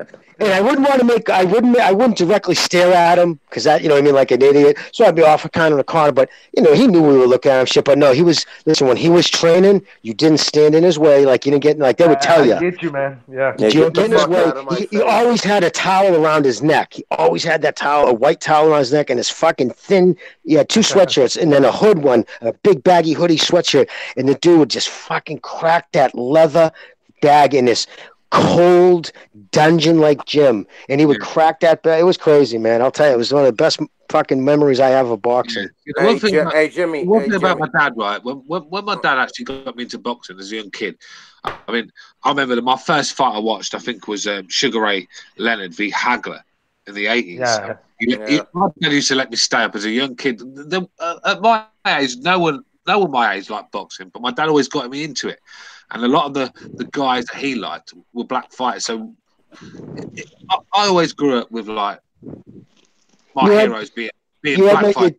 My dad used to watch Nigel Benn, and so it was never a fucking thing with me. I used to depict. I mean, when Steve Collins fought Eubank, I wanted Eubank to win. This guy was an Irish white dude, Steve Collins, but I wanted Eubank to win because I was brought up to love the sport, not to pick guys because of the colour of their skin. But as soon as I got onto YouTube and started mixing with people, I realised how bad this shit was. I was about to say that I'd never looked at boxing like racially from a racial perspective. It was when I came to YouTube and I started seeing all these racist channels and I started noticing race. Before that, I didn't even notice it. It's so weird.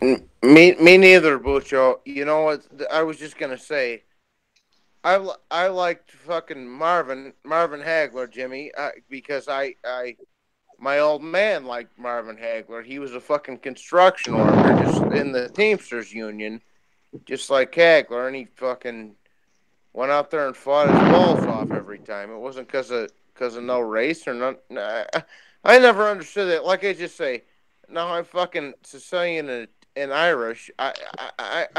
I like Gotti and Ward because they went out there and fought every time, not because they were Irish and Italian. And I'll tell you about Hagler. What kind of classic dude he is, right? Classy dude. When he was approached after he became champion, the Petrosellis actually said to him, "Listen, Marvin, this is above us. We've never taken a fight at this level. You know what I mean? Why don't you go? You know, because he was being offered money by like the Muslims. Guys? The Muslims, the Farrakhan's people, to go sign with, I forget, whatever." And he flipped out because he flipped out the Petrosellis for even meeting with them. He's like, "Dude, you guys are family." He's like, "Don't ever," and he freaked out, I guess, when those guys said, "Get the fuck out of the gym." So yeah, no, listen, Marvin's a fucking, but he would admit it too, though. But listen, Marvin, he grew up, he's older than me. He grew up in the South during Jim Crow. So like he says, he said at first when I had to get rid of my predisposed racist ideology. He admits it. He says there was white people I didn't like because how I was raised. These black kids today weren't raised the way Marvin was raised. They weren't treated. There wasn't. No, you couldn't use this bubbler. You couldn't fucking sit on a bus. Listen, it's terrible. We all were raised. We all saw how they were treated. Nobody says we want that to happen again. The fact that people on the news saying that's what we want is just disgusting. One thing about Jimmy, I'm sorry, Stuart. Go ahead. I'm sorry, brother. I'll just say one thing about boxing. Over the years, racism wasn't really a major thing in boxing. I know we have to go for the Negro Leagues. You go back to that was wrong and all that. But when you look at what Jack Johnson got away with as a black man back then, any other guy on the street, he'd have been fucking slaughtered. I mean, when you look at Tom Molyneux, I think his name was, he was a bare knuckle fighter from America, an African American guy. He came to the UK in the late 1800s, and he fought the bare knuckle champion of the world at the time. His name was Tom Cribb, and he gave him all he could handle, and Cribb cheated him. Basically, they cheated him, but he got beat that fight. And this guy walked around like England. This is England in the late 1800s. He walked around a black man in all the best gear, dating white women. He was a member of all the top clubs. But because he was a fighter, they turned a blind eye to it, just like they did with Jack Johnson. Any other black man would have been fucking lynched for doing the things that these guys did. But boxing was always the where you could turn it. Look at Joe Louis when he fought Max Mellin. I mean, Max Mellin was the Joe Louis was a bad motherfucker, Stuart. Yeah, but he was the Aryan guy, the Nazi, the guy from Europe. But all the white Americans wanted. I think boxing was Max Mellin. Yeah, I think boxing was the one thing where race was actually put to the side a lot of the time. You guys ever seen Tombstone before? I'm watching fucking Doc Holliday over here. Jimmy's seen this joint before. I'm your Huckleberry. I'm your Huckleberry. You ain't no Daisy. I'm your Huckleberry. When I was I just turned this joint on. It's a good movie, man. The ending's pretty good. Seen it. Yeah, it is. Excellent ending. That was a good acting. That's a good movie. When I was a teenager and I was watching Mike Tyson, you know, nobody had to tell me, oh, this is this fighter. No, I would watch him, and I was a fan. You know, I mean, he was very popular. When he lost, I cried. I think I was like 12 years old or something. But Yeah, you get emotionally invested. Yeah. Listen, I was a white kid growing up in America in the 70s as a little kid, right? Real little, and then, as a young kid in the 80s. There was no white fighters, and boxing was my favorite sport. The only white fighter was my buddy. You know what I mean? Yeah. Mickey Ward was the only white fighter who was really... So, I remember my mum, just an Irish woman from England sort of thing, and she always used to talk about Tyson. She goes, "Oh, I like that Tyson. He's an animal, and he, she used to always big him up now, because Tyson was a massive name back then. a real big name." Hey Jimmy, hey Jimmy, Yes, sir. I got a big picture of Mickey and Arturo in my basement. So, and I'm fucking Sicilian and Irish, so we're been with them for the get-go. Yeah, it was a good fight, man. Those guys really liked each other too, which is crazy. I always would think that by the second fight I was watching, like, how can these guys like each other so much, and like, who can try to kill each other? Well, I love them both, so that's all. I was a senior in high school when Arturo died. It broke my heart. So, fuckers, fucking in high school. Oh, you're just a kid then. What are you, in your 20s? No, I was fucking 18. I was a senior in high school. Oh no, how old are you now? I'm 27. Yeah, so that's what I said. So you were just a pup. So you were 27. No shit, huh? Good for you. If I was ever doing a fucking documentary in Chicago, dude, I'm having you do the voiceover. Oh my God! If there's a classic Chicago fucking accent, kid, you are typecast. No, you know what, Jimmy? Like I told you, like I say, I when I lived down in Florida, I had the old girlfriend from Worcester, from Worcester. Boston. Drop the R, Worcester. Yeah, Worcester. She was a beautiful girl. She was a nice kid. She was half Russian and half Irish. That chick was. She was cute. She was very beautiful.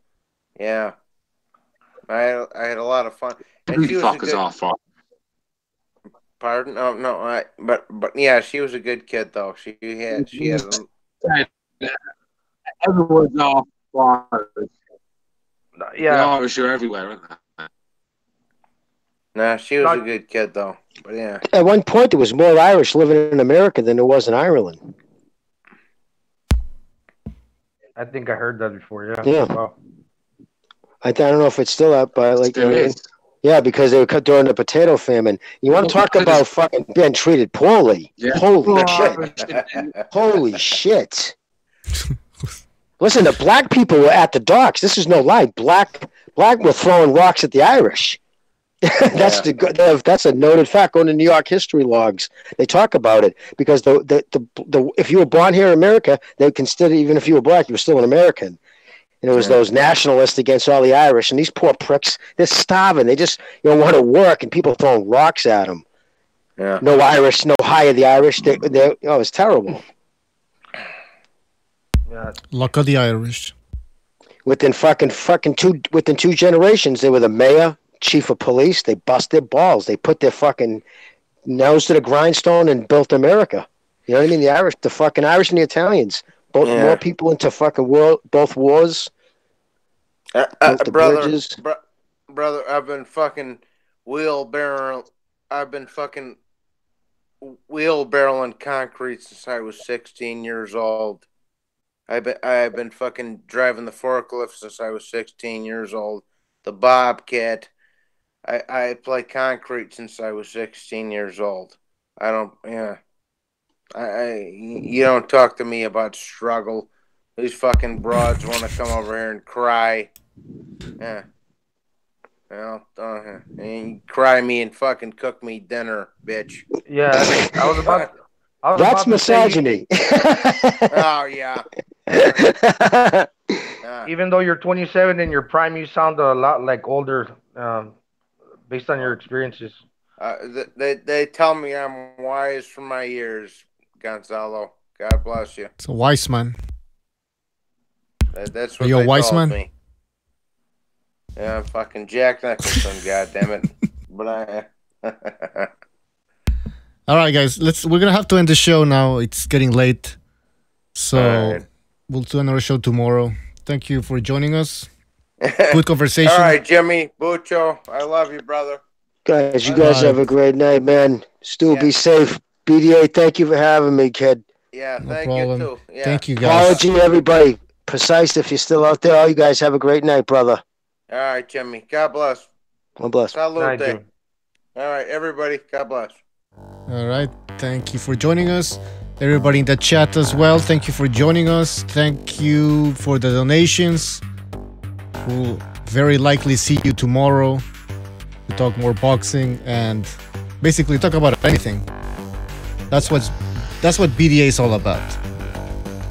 Anything. Take care, guys.